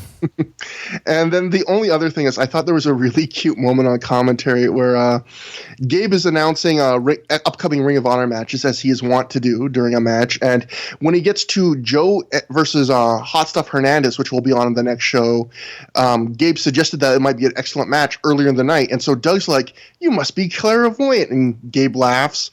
And then Gabe brings up that Ring of Honor is going to Dayton, Ohio. And Doug wonders who is driving the ring truck. He says, "I hope it's not me." And Gabe says, "It won't be me because I don't go to the shows." And then he pauses for a half second, remembers that he is actually supposed to be the live commentator that's at the shows. And then he goes, "Oh, I'm the live commentator, so yes, I will be at the show." It's like smooth, Gabe, like real smooth. So what is he supposed to, like, what did he think he was in that moment? Because he's the booker goes to the shows, the commentator goes to the shows. Who did he think he was? Like, the whole time, all these shows, he's acting like he's live in the building. And then he goes, "Oh, I won't be at the show." And then he remembers half a second later. He's like, oh yeah, I'll be at the show. I do commentary. Had a weird out-of-body experience, it seems like. Just so stupid. Just made me laugh so hard at the time. Like that's something, if I was doing commentary, I don't know how much it cost. I would have been like, "Stop the tape. We got to do this again. I can't do this." And he just left it in there. I thought it was so funny. After the match, Raven shakes Ace Steel's hand, and he wants to shake Punk's. And I thought this was just as good as the story in the match, because Raven gets on the mic, and he points out rightfully, he goes, "When I lost last week to you, Punk, I shook your hand. So, shake my hand now." Punk flips Raven the bird and bails to the outside. Raven responds by saying, like, "Look, Ace is still in the ring, hurt. I'll DDT him if you don't get in the ring. Like, all you have to do is come in and shake my hand, and you can save your trainer that you just claim to love so much." And Punk won't do it because he's an asshole and a hypocrite, because earlier he was telling, Colt, "How can you do all this, against your trainer?" And then now here he is. He could save his trainer just if he just shows a little humility and shakes this guy's hand. He won't do it. So Ace gets DDT'd. Raven keeps holding him hostage, being like, I'll DDT him again. Punk's on the outside now, screaming at Colt, who's in the ring. He's recovered a bit. And he's screaming, like, "How can you let Raven do this to your trainer?" And then Colt seems to have a second thought. He tries to kind of talk or stop Raven, which allows Punk to run back in the ring. He attacks Raven. Punk starts putting the boots to him, and Colt quickly decides to join in, puts the boots to him too. Colt gets on the mic and says Punk is his best friend, and that Raven is a washed-up has-been, and leaves the ring with him. So that's gets fully dramatic there when he turns. He's like, not only is like, well, I have to be with my friends, but it's like, you're a washed-up has-been. We just won the match. Yeah, that's the weird part. Like, really, he just won a match without you. Yeah. Like that's when you're going to call him a washed-up has-been. He beat your two friends 2-on-1 while you were hurt. But yeah, we get it. He's a heel now. So they haven't used the term yet. I think that might come on the next show or two. But this is the Second City Saints officially now. CM Punk, Ace Steel, Colt Cabana. So that's the formation right there. Yep. And again, I thought all that was well done of making Punk a massive hypocrite, and I thought that was great. Backstage, Homicide announces that Dusty Rhodes will be one of his partners in a Bunkhouse I Quit riot on the next show. That's a mouthful. Julius Smokes acts all Julius Smokesy, as we discussed earlier, says 5 catchphrases, until Low Key walks in and wonders what the hell Smokes is doing there. Homicide, he says that Smokes is his backup because you're too busy lately to be my backup. And he doesn't say that in an angry way. It's just like, you're busy, so this is my backup. And Key says, I don't want your street life coming into Ring of Honor. Smokes wonders if Key has forgotten where he's from, which presumably is the streets.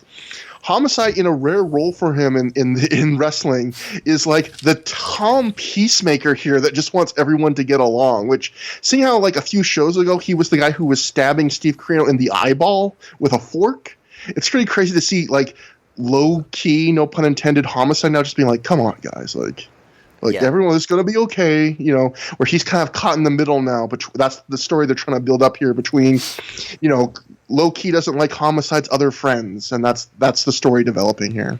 Yeah, it's I think it's pretty solid. I don't think it really ends up going anywhere for a couple of years. But no, in fact, I think a year, I guess. We might be leaping way forward, but Low Key's going to leave Ring of Honor briefly over an argument with Gabe. I forget at the end of this year or the start of next year or something. And I think the last match Gabe wanted to do with him is he wanted Low Key to put Homicide over in a singles match, and Low Key just quit. So he was building to this. It was over that, or it was. It wasn't over that, but it was like. Gabe was like, well, let's wrap this up for a while, and this will be the last match. And I forget, we'll get to it, way down the line. But I think it was something like... I mean, I know when it was supposed to happen. It was supposed to happen at the show in November. That I know for sure. Low-key thought he was going to do it, but then changed his mind or something and just decided not to do it. But originally, Gabe's intention was to go to this. It was Homicide gets to beat Low-key. And Low-key leaves before that can happen. And then when he comes back, he's actually put together with Homicide. So, yeah. So finally, though, we go to the main event, and a pretty historic match, which no one knew at the time, probably. But for the Ring of Honor title, Xavier defends and he has Allison Danger and Christopher Daniels with him, at least initially, against Samoa Joe. Samoa Joe defeats Xavier in 11 minutes, 56 seconds, when he made Xavier pass out to the Coquina Clutch, or a.k.a. the Rear Naked Choke. It's funny, Joe at the time, not at the time, but on a shoot interview on a straight shooting Ring of Honor show, said that he never knew at the time that winning the Ring of Honor title was going to be this big a deal. He says, I wish I had known that, what it would turn out to be, because he didn't think anyone, no one knew at the time, not Gabe, not the fans, not him, how big the ring was going to be. So he thought at the time it was cool, but he would have been a lot bigger deal if he knew what it was going to represent. But this is a moment in time, this is the start of Samoa Joe is big, great title reign. And what did you think of this as a match, though? Well, first of all, the best stuff, probably in life is not the stuff that's planned. So, it's almost like the fact that the reign kind of was a surprise in terms of how successful and how great it was. I think it's almost to its benefit. That it grew and grew in its legend over the next couple of years. As far as the match, it wasn't a very good match. I think part of it was Xavier had another concussion. Which is not surprising because he had a concussion the week before and then went back and did a full singles match with the guy who hits very hard and smacks him in the face. So, and there wasn't a lot of heat to it. I think the crowd was probably burned out. They didn't really know to expect anything until very close to the end when they realized that the title change was going to happen. Then they sort of woke up. There was some good stuff. I mean, the very beginning of the match featured Christopher Daniels and Allison Danger accompanied Xavier to the ring, and very early on, Michael Shane appears, taps Christopher Daniels on the shoulder, and just super kicks him, taking him out. And then, Violence Against Women Part 2, C.W. Anderson just punches Allison Danger in the face. With no provocation, just hauls off like seconds after you see him on frame, punches her in the face. And carries her to the back. Basically, they don't treat this as any kind of big deal. It's like just the same as if he had attacked any other wrestler. So what that did is it evened the odds, because the story is that Allison Danger always interferes in Xavier's matches, always trips somebody or distracts the ref or does something, and now that won't happen.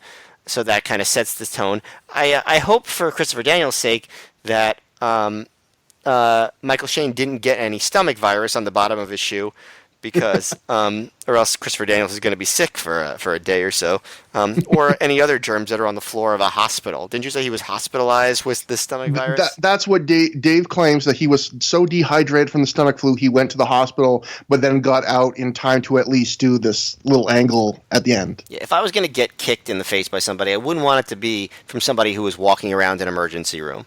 But I digress. Back to the match. There's a lot of the early stuff was a lot of what you'd expect, where Xavier kind of hits and tries to chop Joe.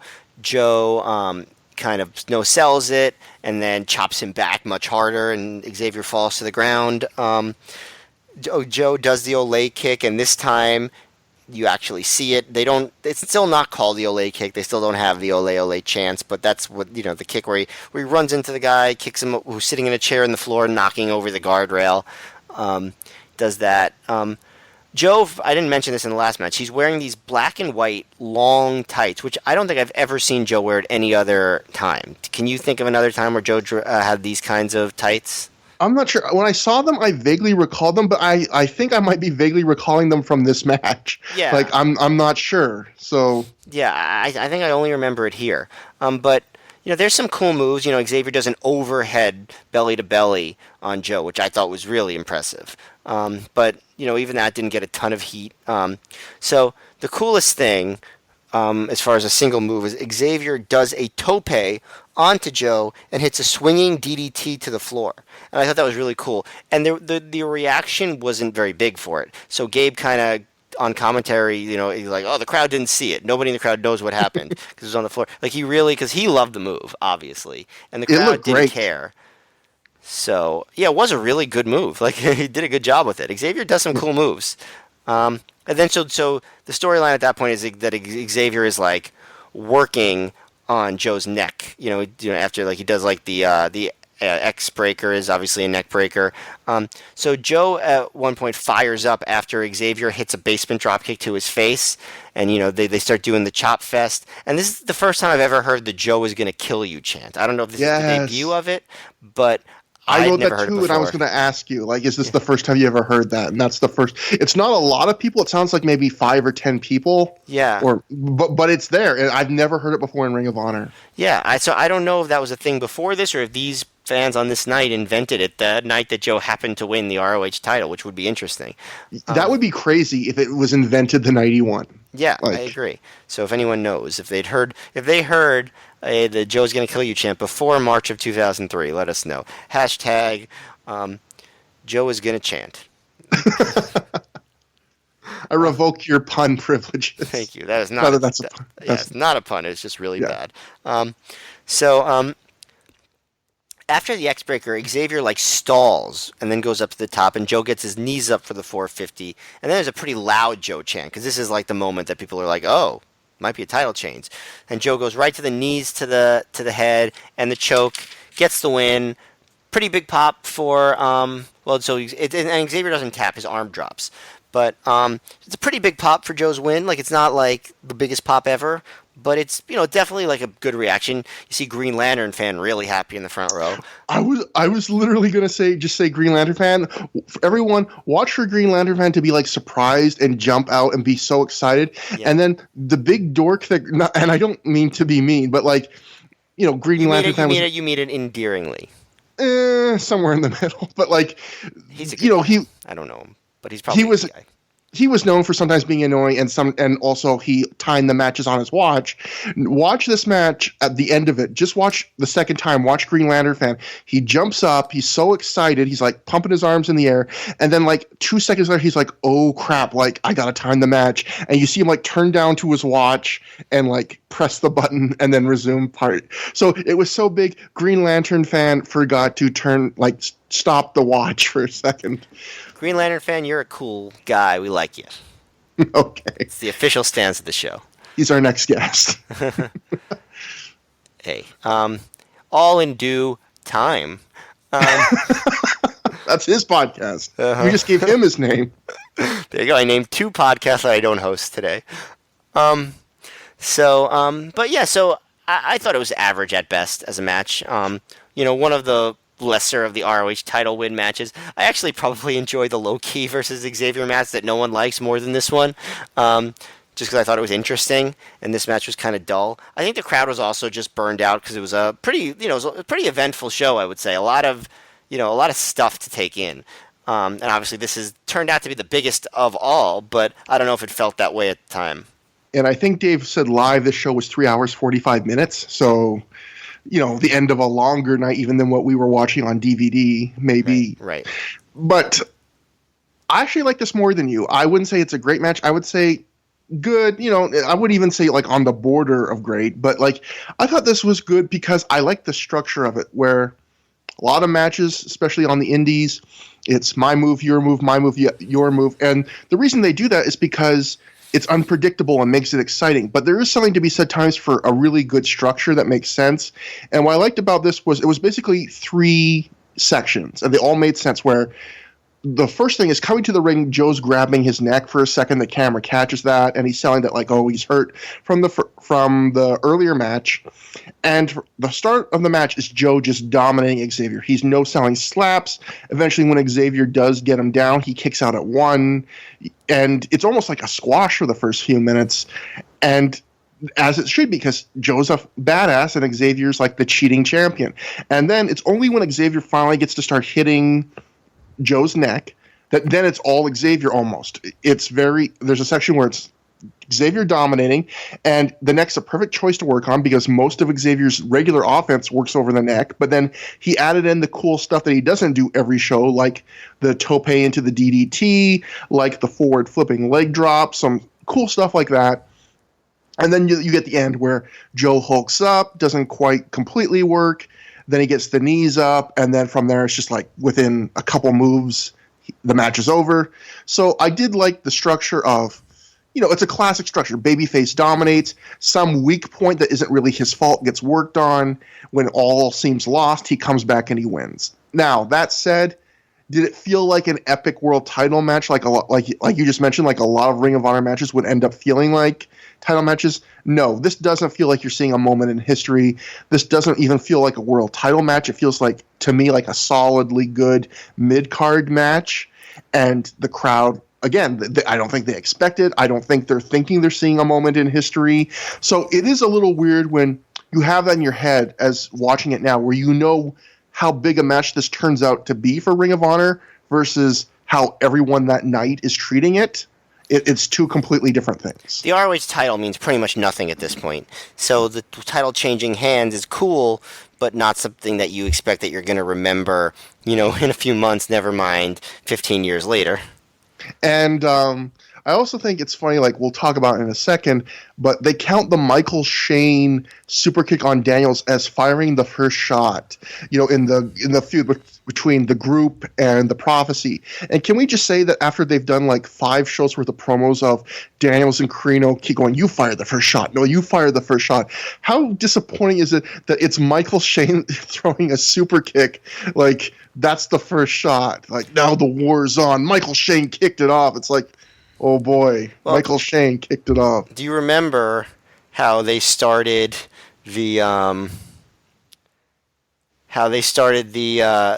WCW versus WWF invasion and like the early shots in that? So I guess it's in the grand tradition of the great invasion angles.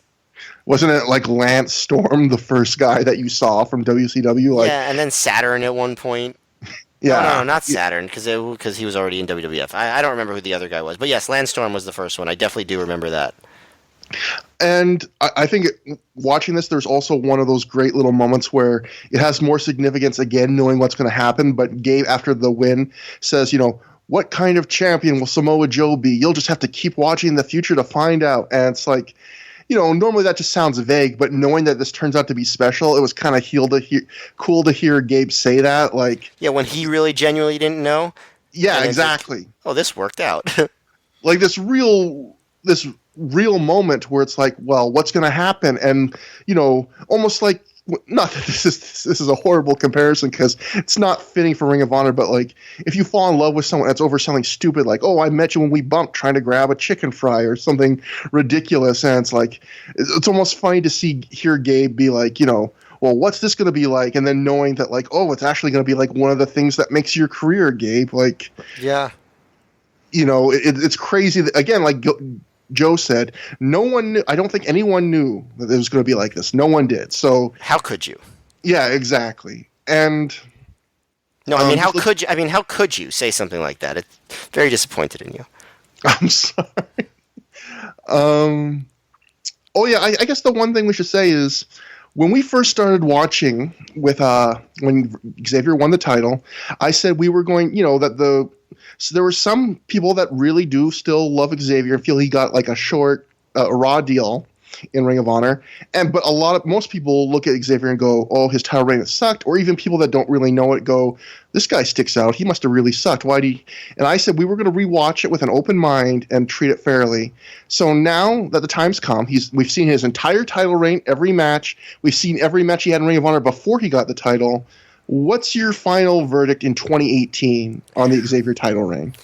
It was better than people give it credit for in terms of matches. I don't think he felt like a champion. And I don't think he had the aura that you would necessarily want. I get the idea behind it, but they needed to establish the title before they tried something like that, and they hadn't, and this wasn't the thing to do it. And it's a shame that his last two matches as champion ended with him getting concussion upon concussion, so he wasn't really able to perform at his full ability, and now I think he's going to be out for a few months because of that stuff. So, I think he maybe gets a little bit of a raw deal, but overall I think the actual title reign itself is mostly fairly assessed in history. I agree. I think Gabe did not book Xavier's title reign well. He assumed that just giving him the title would make him over when the title hadn't been established. There was times he booked Xavier fairly deep in the mid-card, even as champion. He didn't give him always the most high-profile opponents, like non-title matches with Jeremy Lopez and, a mini feud with an 18-year-old Jay Briscoe. It's like, these aren't the kind of things you need when you're still trying to get over to the fans here as an established champion. I feel like the Paul London stuff is great. It's better than I remembered. I love that stuff, actually. I love those two matches. And it is kind of tragic that, like you said, the end of his run is so marred by these huge concussions. That said, there were matches like, when he's in the ring with Low Key and Daniels and AJ Styles at Revenge on the Prophecy, he's not bad at all, but he just doesn't grab your attention like, oh, you know who stood out? Xavier. Although that's heavy competition, but he didn't get a great opportunity, but he also didn't. Some guys could have the opportunity Xavier did and make something of it. Paul London didn't get the greatest opportunity the way he was booked to start an early Ring of Honor, but he took the most of what he made the most of what he got. Xavier just, I don't think, is quite good enough to make the most of a shitty situation. Agreed. And the other thing I'll ask is, I know at the end, have referenced it a couple times, that Xavier got a second concussion here, and Christopher Daniels says that in a promo. Did he really? Because in a shoot interview, Joe just talks about how he had the concussion the week before, where in the Expect the Unexpected match, he got the concussion from Red. Apparently he didn't know where he was after the match, like lost his memory from the day. But that he was just still in a bad way from that concussion. Because, like you just said, Xavier doesn't wrestle for Ring of Honor for a few months now, and I thought, well, maybe he really was hurt from that concussion. I looked up Cage Match. He keeps working for other indies all during this break from Ring of Honor. Really? Yes. Maybe I shouldn't have taken Daniels' word for it, I guess. It seemed like a weird thing to kayfabe, and weird that he would take a break from ROH for no reason. I could see, maybe, Gabe just gets bored with a wrestler, and it's like, okay, we're not going to book them anymore. But you don't do that to the guy who was just your champion. Well, so that's crazy to me. I'll say this. Xavier, Gabe was very aware of how Xavier was perceived, because every single match for the last few months, he's been going on commentary. The dirt sheets hate him. The fans hate him. The internet hates him. So he was very aware of how people were, Dave, were talking about him. So do you think maybe it was literally just Gabe going, look, we need to refresh you, and we need to get you away for a few months, and then bring you back, and maybe that'll help freshen you up, and fans won't remember you this way and stuff. That's the only thing I can think of, is that maybe Gabe just felt like maybe some time off will reverse this bad, legit, we don't like you vibe that some people were having. I guess it's possible. I mean, I guess it makes sense. It seems like a lot. We're going to take away all these paydays from you to try to refresh you. I don't know. It seems like if I was Xavier, I'd be like, I don't know about this, yeah. But maybe. But he does keep working Northeast Indies during this time. I think during this time period that he'll miss at Ring of Honor, he has the Brian Kendrick match on Velocity. So he does keep working. It's just not for Ring of Honor for a few months.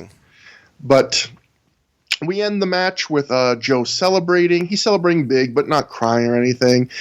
He slaps the hands of everyone's hand at ringside.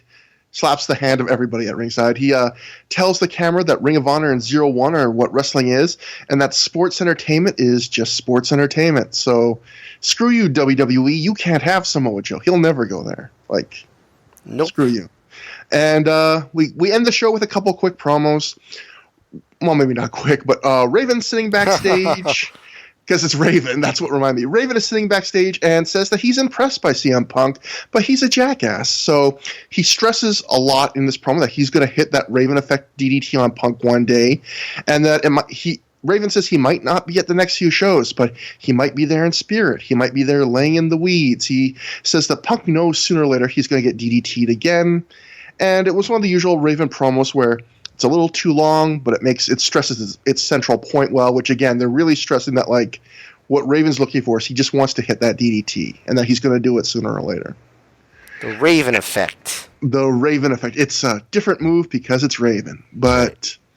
Next, we get a Christopher Daniels promo, and this is pretty funny, where an on-screen graphic tells us this was recorded days after the show, and then in the middle of the promo, Daniels screws up and references, things that he goes, what happened tonight, a few days ago, or something like that. Again, another thing tonight that could have used to take two, but...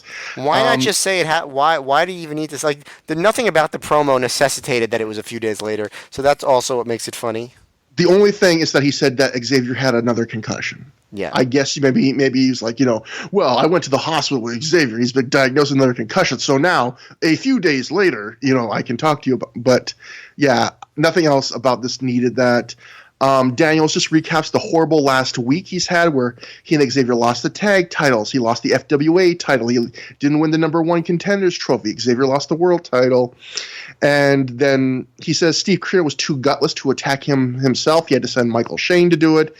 Daniel says the Prophecy will come back stronger. He teases runs for the singles and tag titles.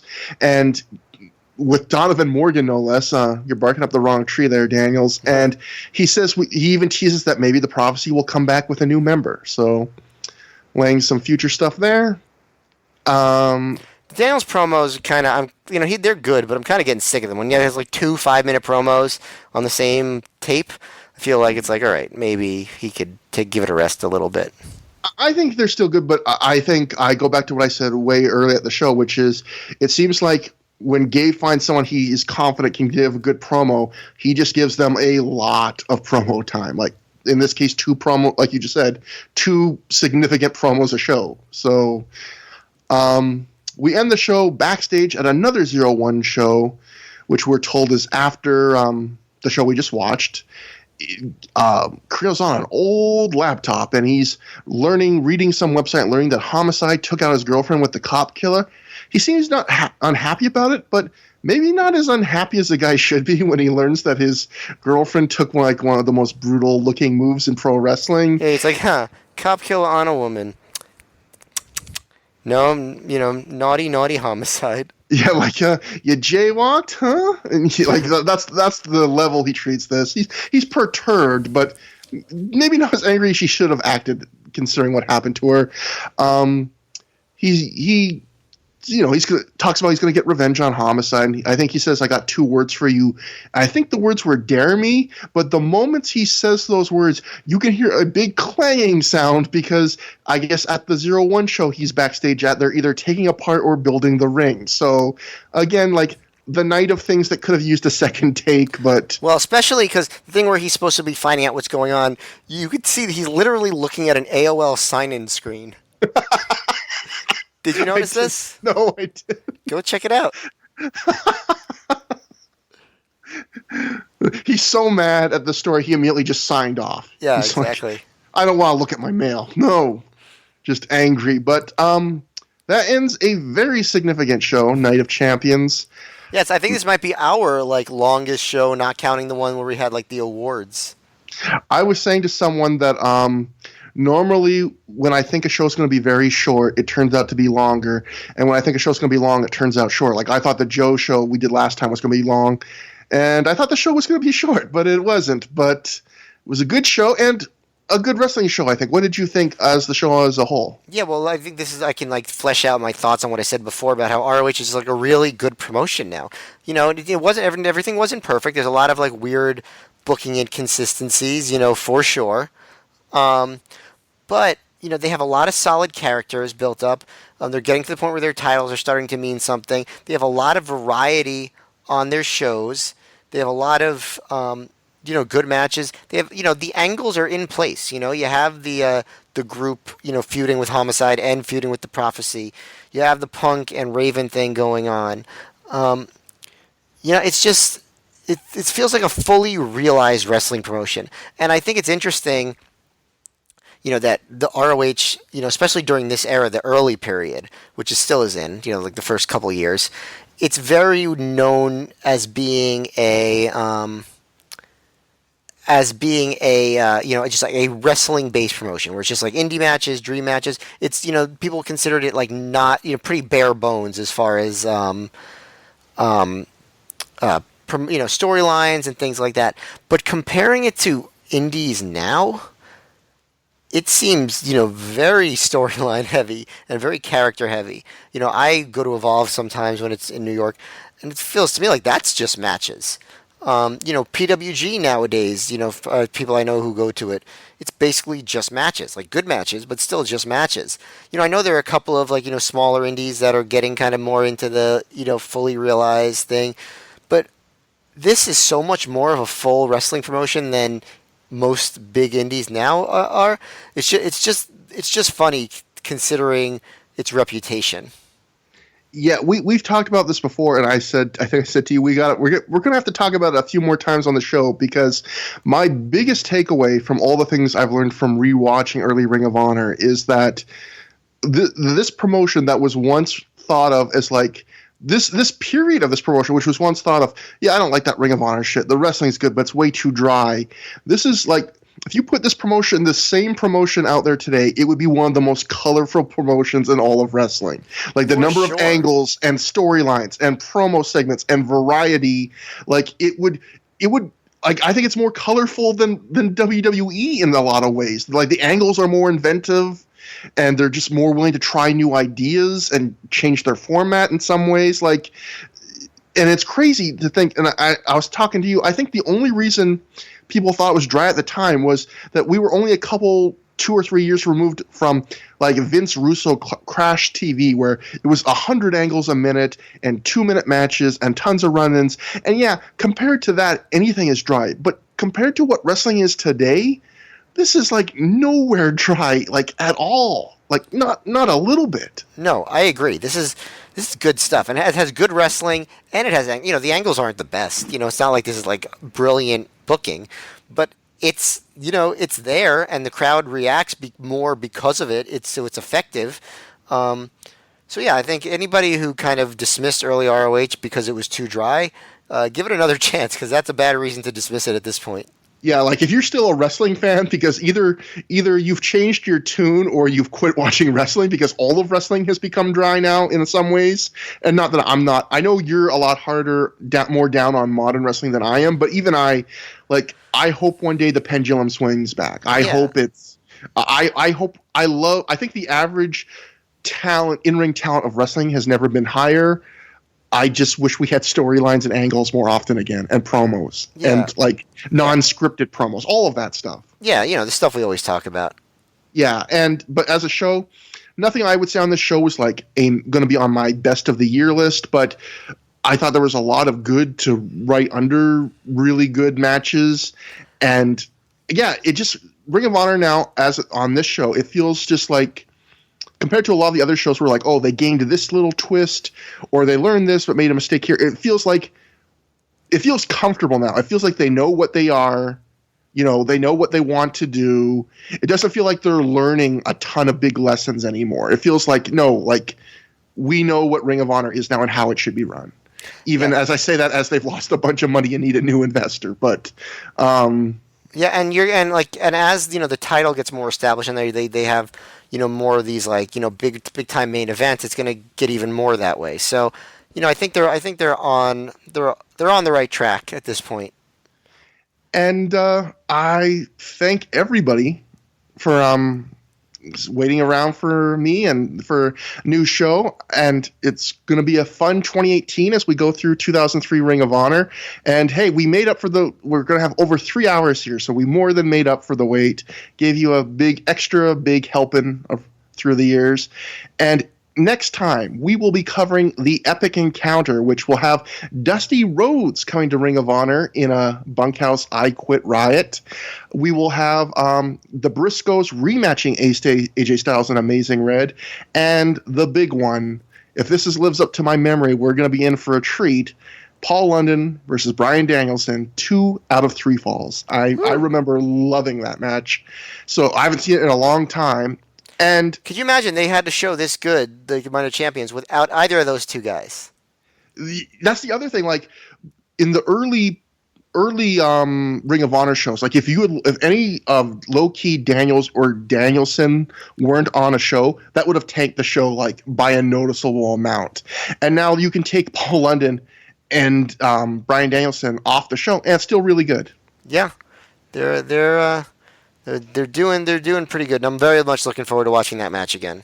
Me too, especially because my copy had the audio out of sync for that match, so it'll be nice to finally get a source for it where I can actually watch it without having like the commentary 10 seconds ahead of the match.